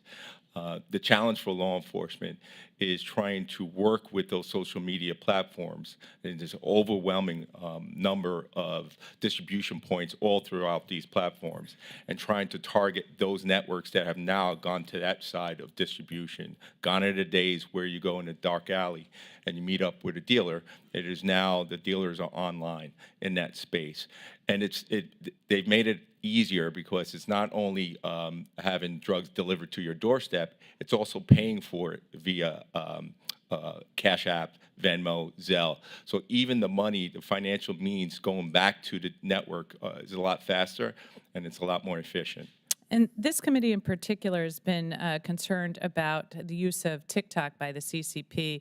Is there any evidence TikTok in particular is being used to advertise fentanyl or other drugs? Yes, there is. TikTok is another social platform that is absolutely being used to distribute narcotics throughout the U.S. Thank you, and I yield back. Dr. Dunn. Thank you very much, Mr. Chairman. I'd like to add my comments to those of Mr. Molinar and Newhouse. Thank you for your service on this committee. You've done a terrific job along with Raj in getting us a terrific, very bipartisan launch. And I think it's been a great committee to work with. I know the families gathered here appreciate the efforts that you and Raj have put together. So it's been an honor to work with you for the last few terms. Distinguished gentlemen of the panel, I've been an outspoken proponent of the need to end the fentanyl epidemic. I'm a doctor by training. We tend to use the term fentanyl as shorthand for this massive synthetic drug industry. And it's also the world's leading money laundering operation that accompanies that. So we're talking about a lot of different chemicals here, but fentanyl is a nice short handle for that. We should clearly point out that the industry also drives the human slave trade across our southern border, and that's what the sheriffs in Texas call that, a human slave trade, the largest slave industry in the history of the world. The PRC remains the primary source of fentanyl precursors and all these other synthetic drugs into the United States and, in fact, around the world. And, of course, most of these seem to come into our country across our porous southern border, but also through our international mail. And this is why I've taken action and introduced a resolution to classify illicit fentanyl-related substances as weapons of mass destruction. They're not drugs, they're not medicines, they're weapons of mass destruction. And that also, it's not just that's not just for show. I mean, it actually gives the government other tools that they can use to fight these chemical substances and treat it differently diplomatically as well. I also sponsored legislation to close the de minimis trade loophole that allows direct shipping of these drugs and their precursors to the United States. I hope that will find the light of day across our floor soon. I look forward to working with all my colleagues to appropriately address the national security and health crisis issues that this has generated. If I may start with Attorney General Barr, it's good to see you again, sir. How sophisticated is the PRC surveillance state? If it wanted to, how easily could the PRC government find these drug traffickers in China? I think it's very sophisticated, especially on monitoring the internet, being able to control the internet. There's no question in my mind that they know exactly what's going on these sites. And again, we're talking about a manageable number of companies. One of the findings of the committee's report is that although there are a lot of different names and so forth, they usually come down, a lot of them just sort of collapse into one organization. And they operate out of, easily accessible places. So, I think for the same reason that the Chinese can control drug trafficking in China, which is a big, complicated country, right, they can control the exportation of these drugs that are made by a few. I was heartened to hear you say earlier that you thought we might be able to incentivize the CCP to actually go after these with economic sanctions and disincentivize the production of those drugs. So I think we should be pursuing that. I'm very grateful for that. Thank you. Thank you. Mr. Donovan, can you reconcile the fact that, in Congress, for us in Congress, that your colleagues have no trouble finding thousands of drug traffickers online, and the PRC is saying they can't find them? I mean, does this make any sense to you? It makes no sense to me, especially since every PRC citizen, Chinese citizen, has a national ID card when they go online and internet, and they are they're able to be located via tracking on that card. And so when I look at the PRC and the CCP's inability or unwillingness to go after many thousands of these sites that are selling not only the fentanyl and fentanyl analogs, but other really Schedule I narcotics throughout the world, I know that they can immediately shut that down. Yeah, it does feel like they're not doing their part. Mr. Luckey, thank you for your testimony. Thank you for drawing attention to the report by the Commission on Combating Synthetic Opioid Trade. I think that's a helpful resource for us in Congress and for the administration. Do you have any specific advice on implementation you'd like to share in the last few seconds we have? Yeah, the one point I'd like to make is highlighting that a coordinated effort is required. It's been discussed in this hearing thus far. The United States should make every effort to coordinate its role in this space. That means utilizing existing organizations and bringing these existing organizations together through better data and data sharing so that we can maximize our effects. Thank you very much. Again, thank the entire panel, very distinguished panel. Mr. Chairman? Thank you. Mr. Auchincloss. For the last time. Chairman, you've had a successful and productive tenure as the leader of this committee, and you're leaving on a high note here. This investigation and the accompanying testimony has been eye-opening in yielding compelling evidence of the complicity of the Chinese Communist Party in the fentanyl crisis. We have seen that Through the value-added tax, the CCP is using awards and subsidies to actively promote and finance the export of fentanyl. We've seen that the elites of the Chinese Communist Party are sharing in these illicit profits. And we've seen that the Chinese Communist Party, despite having the most comprehensive and panopticon social surveillance system in history, is refusing to enforce the law right in front of them, despite the fact, as the former Attorney General said, it really is a couple of central nodes. This is not a diffuse system. And then finally, of course, we've had a compelling natural experiment in the pandemic closures of Wuhan province, where, as Mr. Donovan said, supply dried up overnight. There's just no question that what we see here is the state-sponsored poisoning of the United States on behalf of the Chinese Communist Party. And the families here are families of victims of that state-sponsored poisoning of America. And Congress needs to act. For Congress to act, we need to understand the why behind this Chinese Communist Party complicity. The corruption angle, I think, is easy to digest. It's easy to understand that there might be some CCP officials who are sharing in these illicit profits and are turning a blind eye. But I find that hard to believe is the sole answer here. The CCP has had numerous anti-corruption drives. If this were purely a problem of corruption that was antithetical to state policy, it's creating a big liability for them globally now that I imagine would outweigh the personal benefits. So I would invite our panel here to help me understand what might be the strategy behind this. Why would the Chinese Communist Party want to actively promote this? And Mr. Barr, perhaps you can start.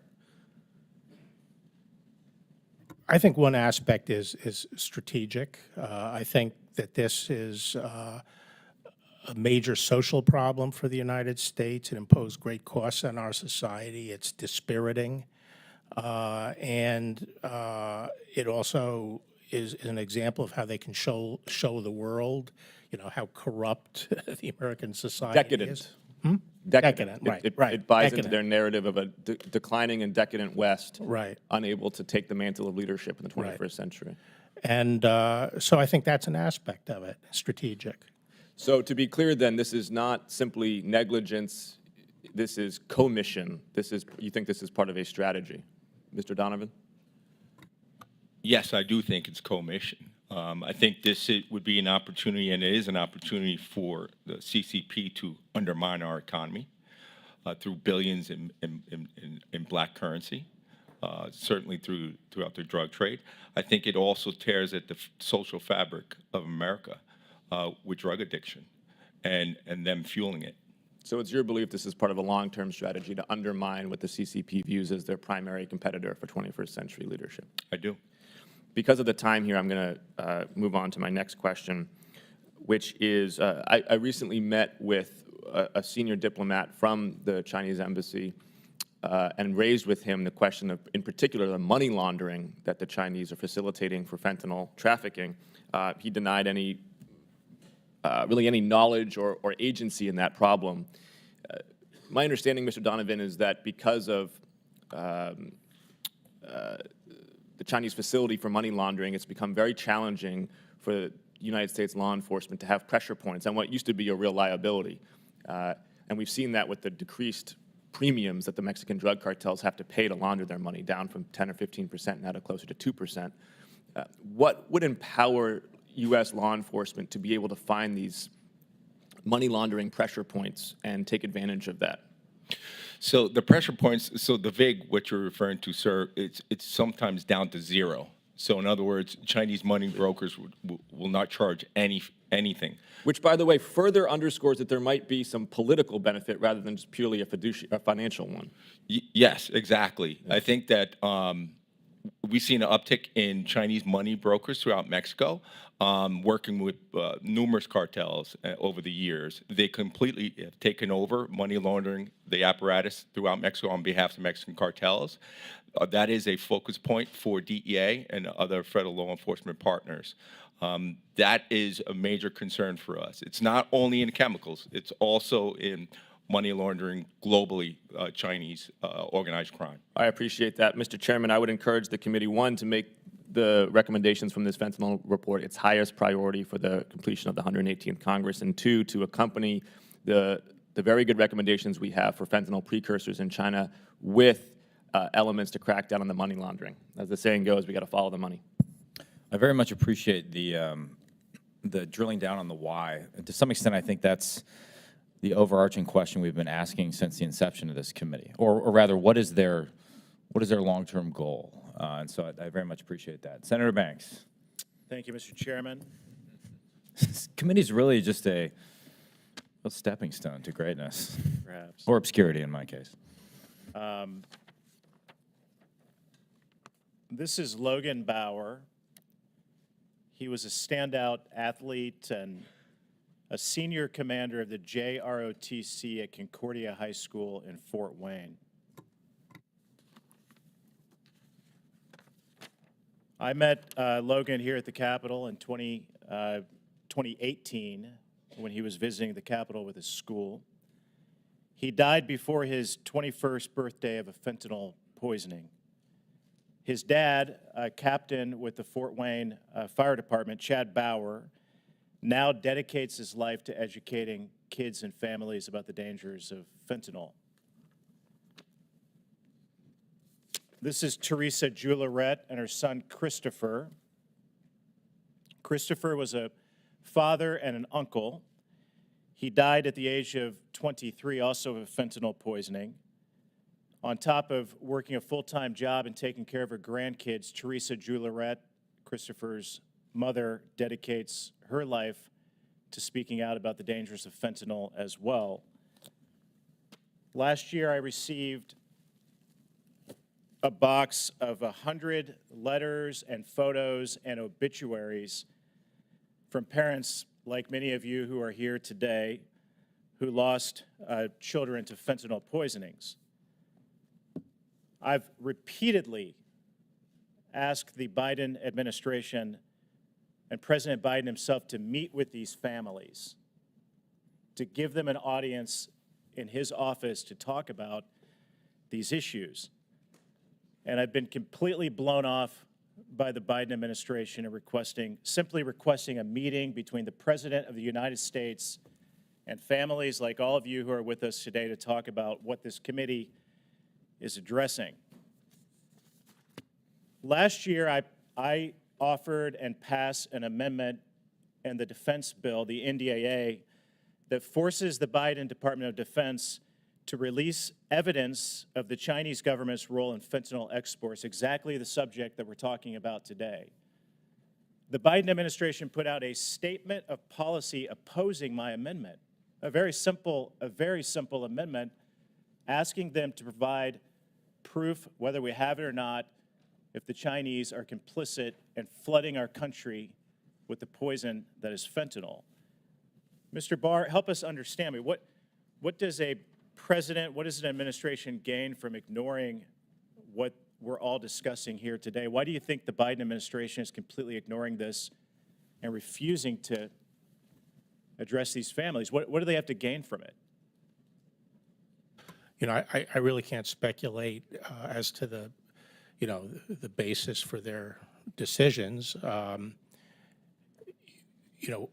We may disagree. I may have disagreements or do have disagreements with drug policy of this administration, but I think the reason I'm here today is because I think this committee has been able to move the ball on a number of issues by a nonpartisan approach or a bipartisan approach of trying to get the facts and try to come up with a common strategy for dealing with it. And I'd like to give the Biden administration an opportunity to digest the work of this committee because I think it counsels a stronger stand against China and focusing much more attention on pushing the Chinese on this front. So I hope it bears fruit in that respect. You've been there, though. What is your advice to get their attention?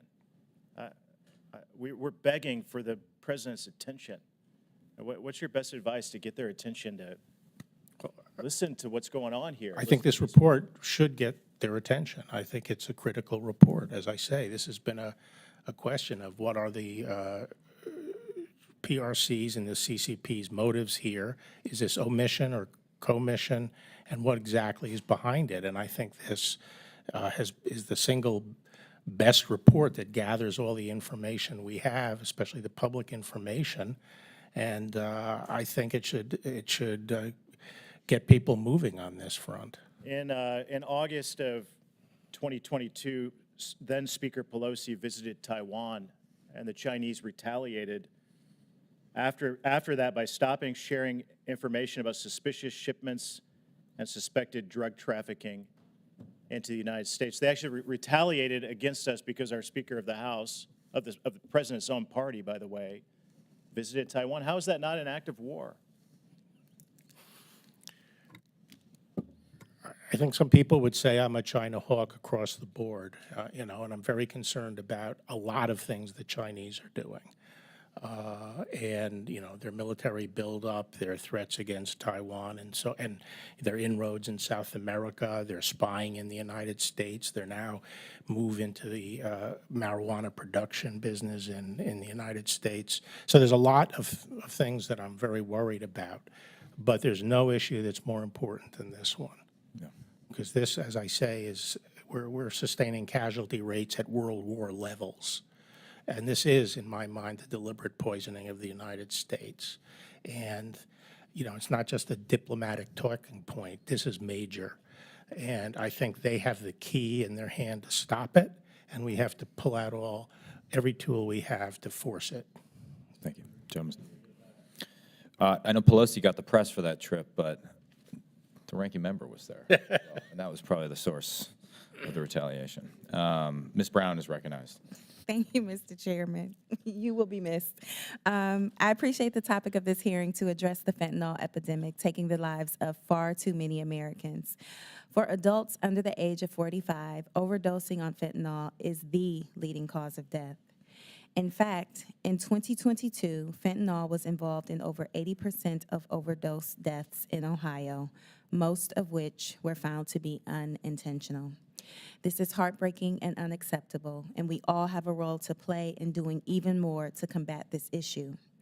We know almost all the chemical ingredients of fentanyl originate in China, and 90% of the fentanyl trafficked into this country is stopped at the port of entry, not through unlawful crossings. The bipartisan immigration proposal, unfortunately, killed by Republicans in the Senate at the behest of the twice impeached, 4 times indicted ex-president, would have delivered billions toward addressing this significant problem. We must put people over politics. As we all know, fentanyl did not cause the opioid epidemic, but only made it worse. We have talked today about what must be done to stop the import of fentanyl into our country, but it is also important to discuss how to deal with the crisis which is already here in every state, in every district, in every community. Preventing the influx of fentanyl is not enough. We need to meet people suffering from addiction, which is a medical condition, not a moral flaw, where they are. Shining a light and expanding access to preventative resources is essential to save lives. These include medication-assisted treatment, fentanyl testing strips which detect fentanyl and other substances, and Naloxone or Narcan, a safe medicine which prevents an overdose as it is happening before it becomes fatal. So, Mr. Luckey, do you agree if we were to completely stop the flow of fentanyl-related chemical compounds from the People's Republic of China, the U.S. would still have to address the drug-related challenges? And if so, why? Yes, I do. As I noted in my testimony, we need to make efforts across supply reduction, demand reduction, and harm reduction if we're to get a better handle on this problem. I would theorize that we could stop all supply. There would still be drug problems in this country. We have a demand issue in this country, and the things that you mentioned, fentanyl test strips and naloxone, can help to save lives. So those efforts in demand and harm reduction need to go hand in hand with our efforts in supply reduction. Thank you. Additionally, how would increasing federal funding for substance use disorder recovery, treatment, and education impact people across America, especially in Black and brown communities? I think it would have a tremendous effect. Again, while there are issues with drugs being supplied to our country, as I mentioned, there are also demand and harm reduction issues that would benefit Americans and save lives. And we need to make efforts in those areas as well, perhaps even more so than our supply reduction efforts. Thank you so much for your insight. I truly look forward to working with community centers, law enforcement, advocacy groups, and my colleagues on both sides of the aisle to prevent more unnecessary deaths from fentanyl and other opioids. And with that, Mr. Chairman, I yield back. Thank you. Mr. Johnson. Just amazing. We've been talking about state-sponsored poisoning today. I want to make sure that I've tracked this properly, Mr. Attorney General. You noted that you feel as though this is a deliberate attempt by China to strategically weaken their primary global competitor. Did I hear that right? Yes, I think that's part of the motivation. And that, Mr. Donovan, I think I heard you say that this is China's attempt to tear at the American social fabric and to undermine our economy so we're less able to compete against China globally. Did I hear that right? That's correct. And so, Mr. Attorney General, I know in November of 2023, we've talked about it a few times today, there was an agreement between China and the United States to cooperate more. We have heard today that little progress has been made on that front. What should that tell us about the motivations of the Chinese Communist Party? I think one of the services that this report provides our country is, pretty firm evidence that this is not, that they are not acting in good faith, and that right now they are not experiencing consequences for their failure to enforce the law and to prevent this kind of predatory behavior. And we have to hold forth the prospects of very serious consequences. Otherwise, so in essence, the Chinese willingness to cooperate on fentanyl is all posturing. Yes, I believe it is. I think this is not unusual. I think we face the same thing with Mexico. Every once in a while, they'll flip us something to suggest that they're cooperating, but it's largely meaningless. Mr. Donovan, Mr. Luckey, do you agree with that assessment? I do. I think that we need more information. I think demonstrating intent is, as we know in legal cases, the most difficult thing to understand. I have not done specific research on understanding the intent of the Chinese government regarding this, but the indications would suggest that more needs to be done for sure. I get the sense that our country has been very slow to wake up to this reality. Clearly, this report, which I commend highly, I mean, I think it's an impressive piece of work. It will help to move the ball down that field. But I still get the sense when I talk to leaders in corporate America who will publicly praise China that they don't understand how likely that China is acting strategically in a malicious way. Do any of you have any counsel for us in what we can do to grab corporate America by the lapels and focus their attention somewhat more strongly on, I think, the critically important moral, ethical, competitive, strategic focus they should all have on not playing nice with China when they're working to undermine us? As I mentioned in my testimony, I would suggest we need to do all that we can working bilaterally with China, but I would also stress that there are things that the United States can do unilaterally. We can take action of our own to attempt to reduce this harm that's being caused. For example, we have a fairly diffuse regime of drug policy in this country, and coordinating that effort and the funds that support it would be highly beneficial, I suggest. Mr. Chairman, I would close by noting that you, I think, chief among the committee, have been willing to call out business leaders who have tried to play patty cake with China while not acknowledging their actions that work to undermine and cripple this country. And as you move on to do other things, I just think it's going to be incumbent upon me and others to take up that mantle. And I know that these can be uncomfortable conversations because we all know there's a lot of money to be made in China. But Americans are being slaughtered. And this is not the time for polite talk. This is the time for truth. Those conversations need to continue to happen even in your absence. Thanks for your leadership, sir. I yield back. Well said, sir. Mr. Khanna. Thank you, Mr. Chairman. I want to join my colleagues in commending your leadership of this committee in a very serious way, a bipartisan way, and I think you've really served the Congress and the country well. I also want to join my colleagues in really recognizing the families here today and your emotion. I've seen wiping away of tears, listening to the testimony. I think everyone here has been moved by what you have gone through. And I would hope that in addition to tackling China, one thing that this committee could do, perhaps you, Mr. Chairman, is a bipartisan bill for the families of the victims of fentanyl. I mean, this has destroyed communities. It has destroyed neighborhoods. It has created mental health challenges. It has hurt our talent, taking away some of the youngest, most productive members of society.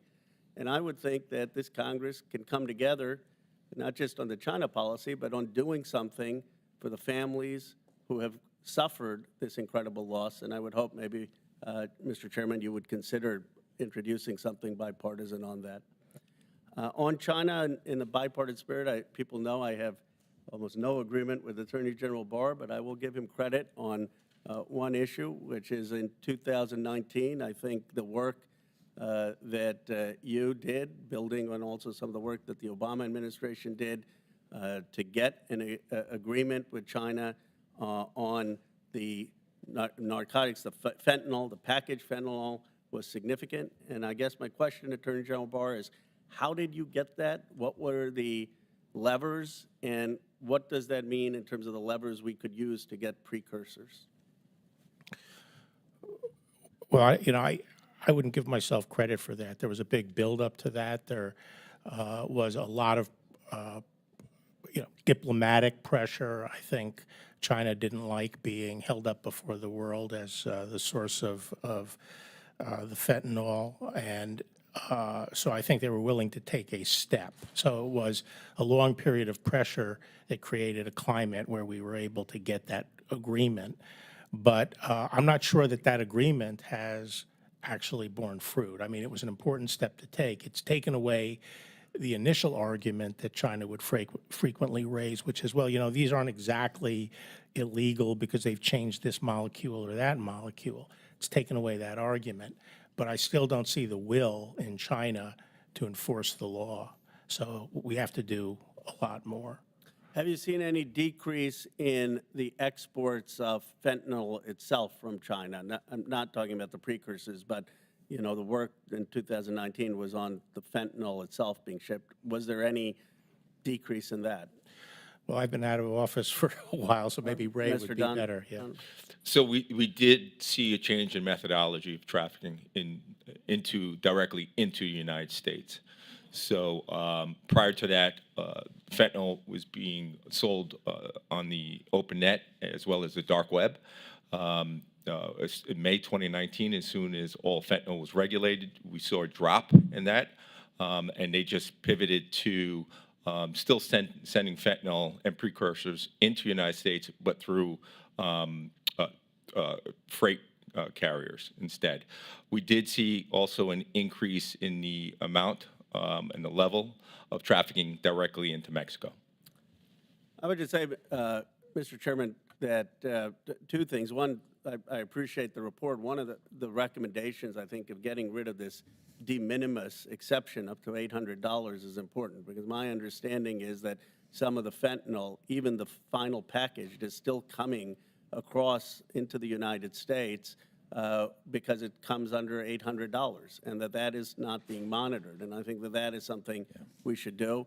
And then I think we have to continue to think of what pressures we can pose on China in addition to the recommendations, because the reality is they have 160,000 of these small businesses that are producing fentanyl, and we can indict, we can sanction, but we can't get all 160,000 until we get their cooperation. And so we need to look at what sanctions can actually, or diplomatic pressure can get their cooperation. Yeah. On de minimis, my understanding is Ways and Means is actually wrestling with this right now. It's going to require some give and take on both sides, but that goes all the way back to the hearing we did on the Uyghur genocide. That was one of our core recommendations. So we're hoping there's a productive outcome and that we don't let the perfect be the enemy of the good in that case, because we have an opportunity to actually get that passed this Congress. Ms. Steele. Thank you, Mr. Chairman, and thank you for your service, and thank you for your leadership. I serve on 5 different committees, but this is the most bipartisan committee that I really love the most, and I cannot say that love the most, but you know what, one of the most. That's what I heard. Thank you so much. And thank you to the witnesses for appearing before the committee today, and thank you for all the family members who lost 1 or 2 of your family members. It must be really, really hard, and it's just mind-boggling that you are holding your pictures, and thank you for coming out. I love to submit, for the record, testimony of Orange County Sheriff Don Barnes, who is the Vice President of Homeland Security for major county sheriffs of America. He wrote on the impacts of fentanyl on the local communities. And by the way, I came from I serve in Orange County in Southern California, so I see this fentanyl moving back and forth on the border. Sheriff Barnes initiated a local investigation that confirmed the CCP role in the production of precursors. The Orange County Sheriff's Department is working with the local and federal regional partners to identify precursors and track their sources. So I am submitting, Mr. Chairman. Thank you. Mr. Donovan, our local law enforcement in Southern California is working hard to help identify precursors and track their sources. How do fentanyl precursors get to Mexico cartels? Because I heard most of precursors coming through California and then goes down to Mexico and then coming back as fentanyl. So what happens between the ship and cartel and coming back to the United States? So that's a valid point, ma'am. So a lot of the precursor chemicals do hit Port Los Angeles before their ultimate destination, the ports of Manzanillo, Mazatlan, and Veracruz in Mexico. Once they are at the ports in Mexico, obviously the cartel picks it up and it's destined for the clandestine laboratory where it's converted into fentanyl and methamphetamine, where it's eventually smuggled back up through POEs into the United States. So the ports in the U.S., and specifically in California, is often the first stop in the Western Hemisphere. But not saying that it's exclusive. There are other ports that it goes directly from China into Mexico or Central America as well. Thank you.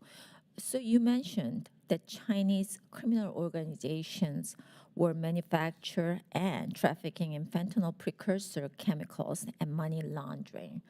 Why are fentanyl precursors so important for cartel fentanyl production, and why should there be greater monitoring and enforcement against the sale of precursor chemicals? So precursors are very cheap to make for Chinese chemical industry.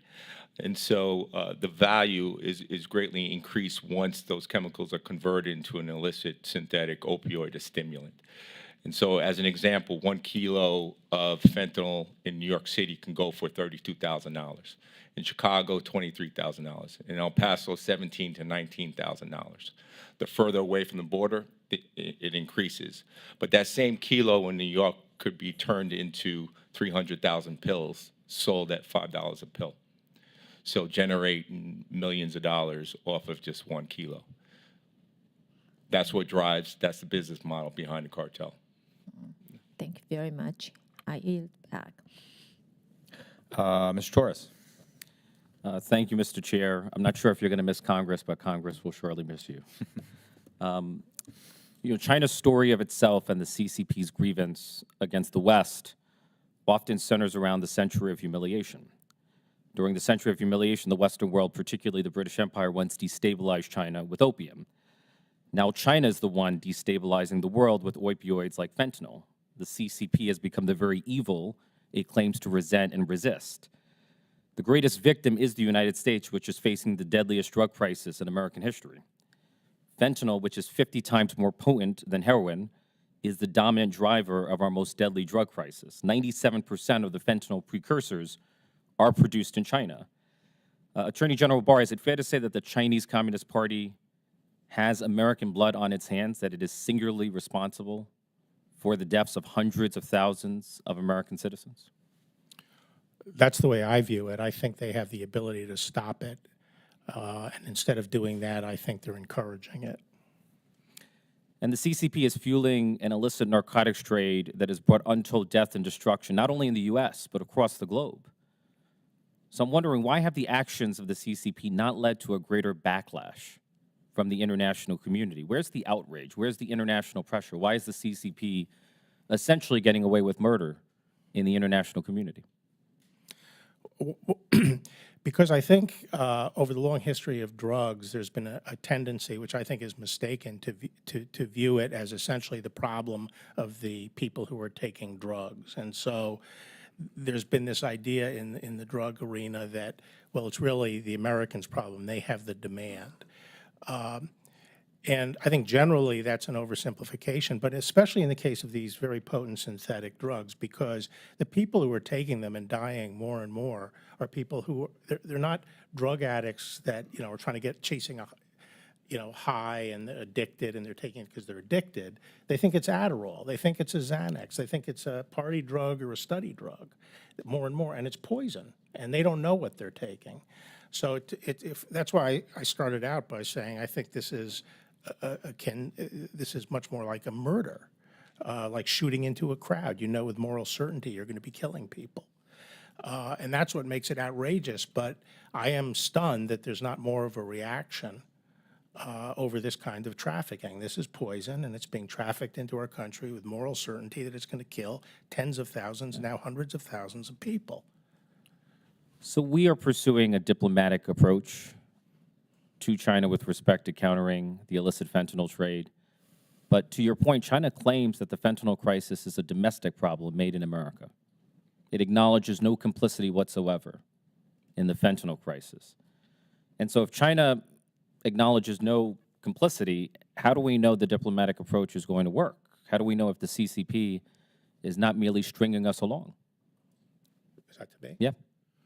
I mean, that's my concern. I think the value of this report is it really strips away, an excuse by the Chinese, and it makes it clear that we understand that they've been encouraging this. We understand they have the ability to enforce the law and to stop it, and therefore, I think we should be increasing the consequences of their inaction seriously, and I think that'll change things.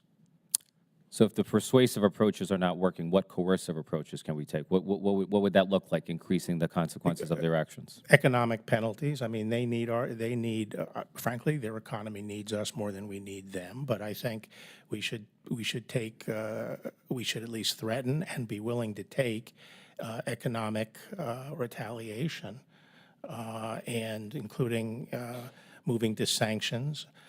Before you came in, I talked about creating a legal vehicle, the way we have with terrorism and other things, whereby the victims can go after the companies and the individuals who are involved in this and get judgments against them, and then have a process for trying to maximize their opportunity to recover. I think by bringing to bear all the victims of these predations, that'll be a very potent weapon. And if you're running a business, including a business that's a legitimate business in China, you're not going to want to have anything to do with this. I have a quick question about 2020. In 2020, during the onset of the global pandemic, China imposed a lockdown that disrupted all supply chains, including the fentanyl supply chain. But despite those disruptions, we saw a dramatic rise in the number of lethal drug overdoses in the United States, from 70,000 in 2019 to over 90,000 in 2020. Can you explain that paradox, that discrepancy? Mr. Donovan or Mr. Luckey? Yes, we noticed that same paradox as well, and I think it's more attributable to the fact that the treatment centers were shut down, outreach patient treatment centers were shut down, and there was still fentanyl coming in. It was one of the primary drugs that was still making its way into the United States, while many of the other drugs were still being stockpiled in the United States. So that combination of COVID lockdown with access to fentanyl created that. Ms. Henson. Thank you, Mr. Chairman, for holding this very important hearing. Thank you to our witnesses for helping us to give added context to the challenges surrounding fentanyl and this deadly crisis facing our communities every single day, and to the families here today.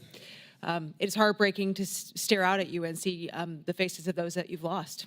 I know it's no district is immune to this, and no spouse should lose their spouse, no sister should lose their brother, no parent should lose their child. And we are going to do everything we can to continue to tell your stories and magnify that pain, because pain means action, and that is what our committee is going to be focusing on going forward. And that pain lies directly at the feet of the Chinese Communist Party. It could not be clearer from the testimony we've heard today. This is not a new statistic or a new headline, but the impact in my state of Iowa is widespread. There is no single community that is untouched in some way, including my district. And I just wanted to share, obviously you're here to share your stories, and I wanted to share one from my district too. In Dubuque, Iowa, in November of 2022, we had Iowa Special Agent Molnix. He was driving through a Walmart parking lot with his son one day. He observed a young woman frantically attempting to render medical aid to her friend. Special Agent Molnix approached the vehicle, and they noticed the 25-year-old woman in the car was unresponsive. She was a pale bluish color. She had saliva running from her mouth, and she appeared to be suffering from an opioid overdose. Now, this case has a better outcome. Special Agent Molnix administered Narcan, and the young woman regained consciousness miraculously, and she was transported to a hospital by an ambulance, where she stated what she had taken was, she thought she took a Percocet pill at a friend's house. It was ultimately identified as Blue M30, determined that that pill contained deadly fentanyl. And without Special Agent Molnix, it is safe to say that that woman's outcome would have been different, and she would not have survived that potential overdose. So this is the best outcome that we could have hoped for, but so many are not as lucky to have someone like Special Agent Molnix show up and save their life. This lethal substance, originating predominantly from illicit Chinese laboratories, has wreaked havoc on all of our communities, devastating families and taking countless lives. And the PRC must be held accountable for this murder, for every American life that they have taken from pumping illicit fentanyl into our communities deliberately. And since they are the principal source of this fentanyl flooding across our southern border, killing thousands of Americans every year, we know that they are helping also support the cartels. Money is a lifeblood of the cartels, and the CCP's organized crime continues to use them and enable them to traffic that fentanyl and other deadly drugs into our communities. So, Mr. Barr, Mr. Donovan, Mr. Luckey, I'll pose this question to all of you. What strategies are being implemented to prevent the potential smuggling of fentanyl by Chinese nationals specifically entering the country? Well, interdiction or stopping the distribution of fentanyl has to be a layered approach. You know, our last resort is in the neighborhoods and street distribution. We stop it at the border. We try to stop it coming up on the sea routes, and we try to stop its transshipment across the Pacific and so forth. But the most, and I think why I think that this hearing is very important and the report is very important, is it focuses the spotlight on the place that we can have the greatest impact, which is the production in China. Mm-hmm. It's one that is the weak link in the stop chain. it at the source first. Yes, and then focus our resources here at home on prevention from it getting across the southern border. Is that fair? Right. I think you have to do all of the above, but I think the one that is most cost-effective and by far the most effective is stop it at the source. And in the realm of synthetic drugs, we have to remember that if you're not worried about safety, then there's no limit to the human ingenuity to create dangerous substances. So fentanyl is not a one-and-done problem. There'll be generation and generation of synthetic drugs that are not responsive to Narcan and other things. nitazene are coming in now. I have heard from major cities that they are now seeing that wave to build. 2 years from now, this hearing would be on nitazenes, which are not responsive. Yeah, they will innovate to find a way around all the good work that we do to try to Right. stop That's it. why we have to stop the synthetic drug problem in the countries that have the industrial base to do it, and that's China.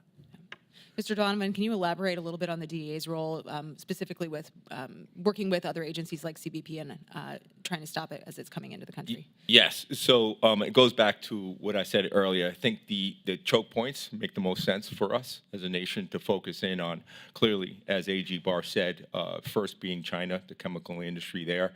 But then in Mexico, you have the ports. You have the clandestine labs where the chemicals are converted into fentanyl and methamphetamine. You do have the border as another choke point, and social media as another choke point. Those are focal areas for law enforcement to pursue. DEA has been in the space for a long time and has been very much laser focused on Chinese chemical industry. Goes back 20 years with ephedra, monomethylenes used to make methamphetamine. And so it's gotten heightened because of fentanyl and obviously the crisis that followed. But it is a top priority of DEA, and they work across all government agencies to share intelligence, to coordinate efforts, and pursue and hold those criminal groups accountable. Thank you. And I'm out of time, so Mr. Chairman, thank you again for all of your great work on this committee. We will miss you, and I yield back. Thank you. Mr. Jimenez.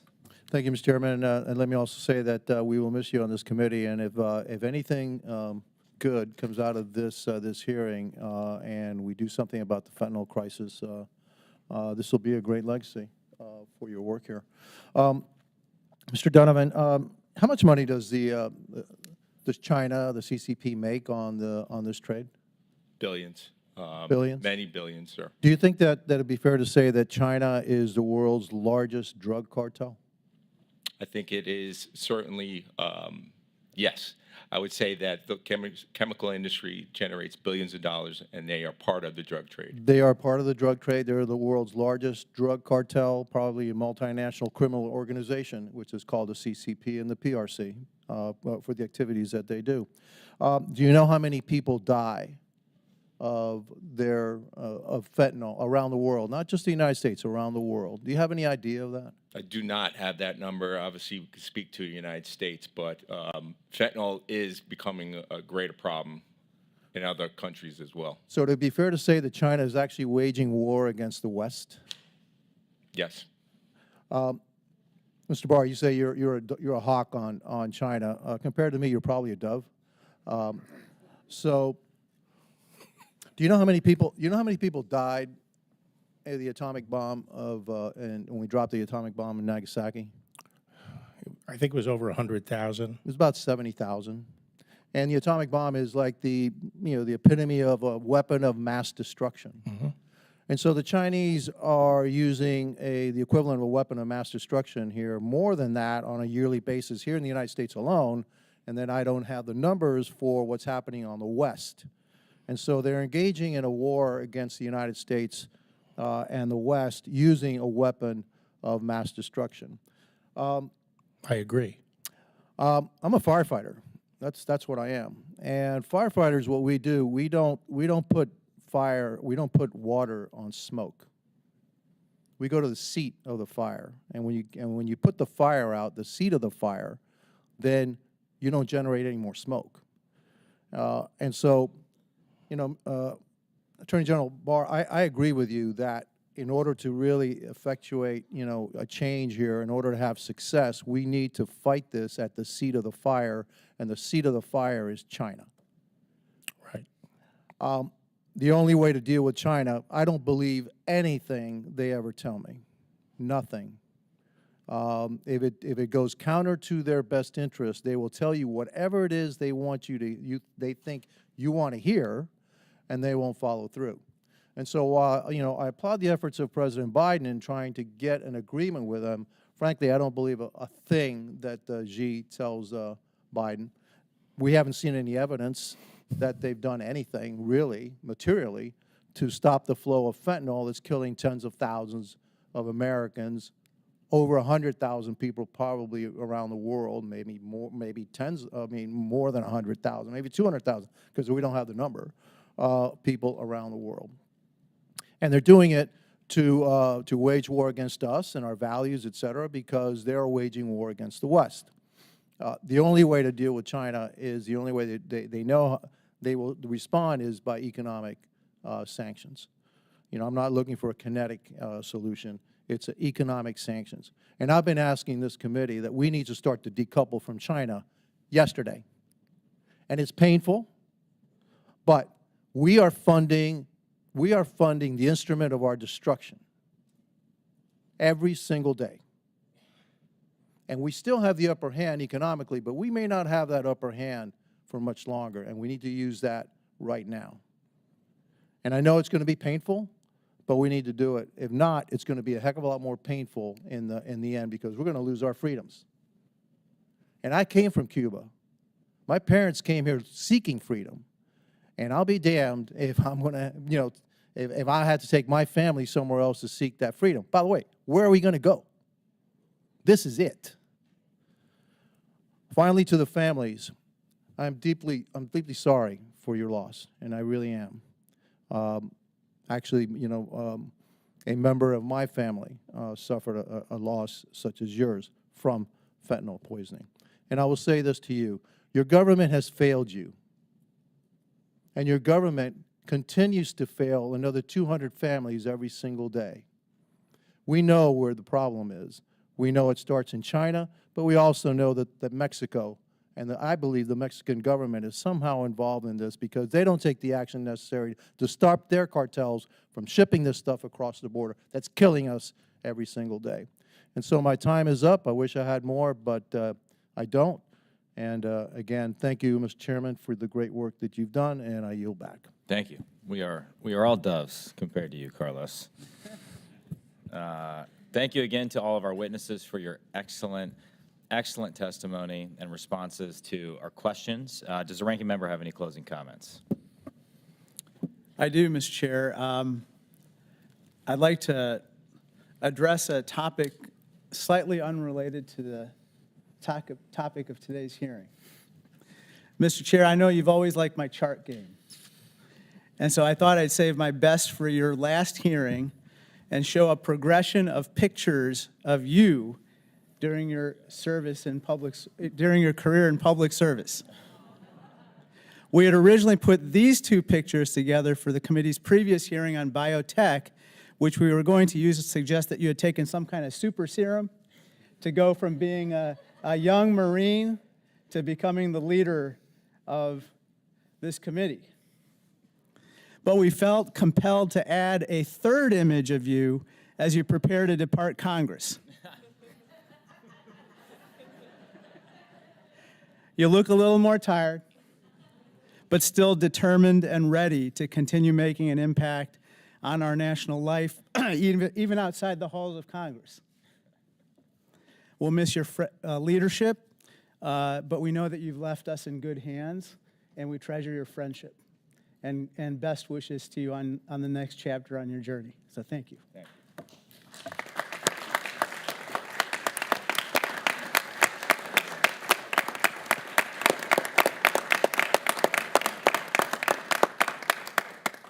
Okay. I had a feeling you were going to do something like that.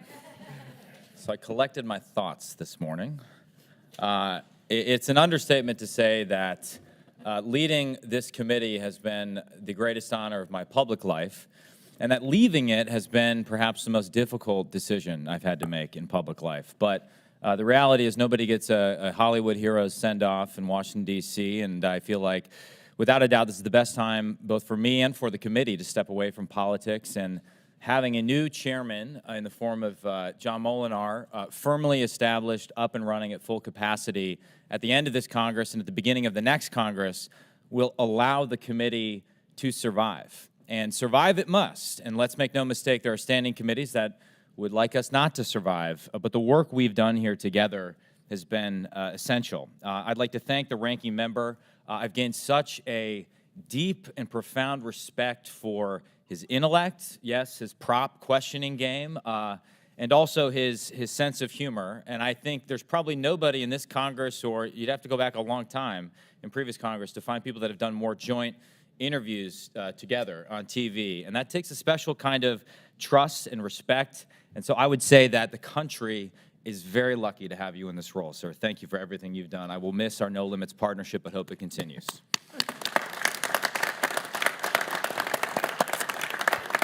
I'd like to thank the members of this committee for proving against all odds that Congress can still work. Speaker McCarthy, then Speaker McCarthy, and Leader Jeffries stacked the deck with the best members, Democrats and Republicans. It made my job easy, and I intend to stay in the fight one way or another and help you from a different perch outside of Congress. Most of all, though, I want to thank the staff, the Republican staff led by the great Dave Hankey, the Democratic staff.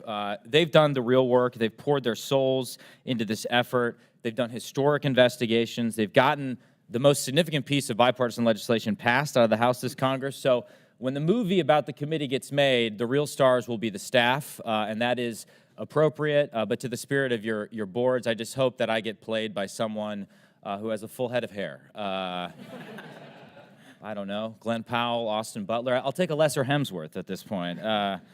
A final thought. The ranking member has often said that what the CCP fears the most is Republicans and Democrats on this committee working together, working through these difficult issues. I think that's precisely right. I would only add a corollary to that premise, which is that we must not allow our own fears, whether it's the fear of losing an election, whether it's the fear of the presidency as occupied by either party, or whether it's the fear of getting attacked online by the fringes, the isolationist right, the intifada left, all the crazies that make our day so difficult. We cannot allow such fears to delay action or to dictate our behavior. Luckily, on this committee we've witnessed so many examples of courage prevailing over fear, whether it's Uyghur women testifying to the horrors of CCP genocide, whether it's Hong Kong students talking about transnational repression, or whether it's the families of those who've died from fentanyl who are here bravely today to share their stories. It wasn't from think tank papers or Fortune 500 CEOs or Wall Street tycoons that we were able to understand the true thuggish, brutal nature of the CCP regime and its devastating impact on the world. It's from people like you, and it's from people who bravely proved what Alexander Solzhenitsyn said, which is that to stand up for truth is nothing. For truth, you must sit in jail. So if we have succeeded in telling any truths about the CCP on this committee, I would suggest they've been borrowed truths. They've been on loan from those like Peng Lifa or Bridgeman, Wei Jinsheng, Jimmy Lai, and others who've paid for these truths in suffering, in imprisonment, and many ultimately with their lives. These truths are the precious gift of the most courageous souls. They've been smuggled to us out of the darkest prisons, giving us the chance to act before it's too late. And make no mistake, the world is still looking to America to act with courage so that freedom defeats the fear of tyranny. So fear not, my friends, even on our worst day, even on the worst day in Congress, and Lord knows there have been some pretty trying ones, we are still citizens of the greatest country in the history of the world. God bless America.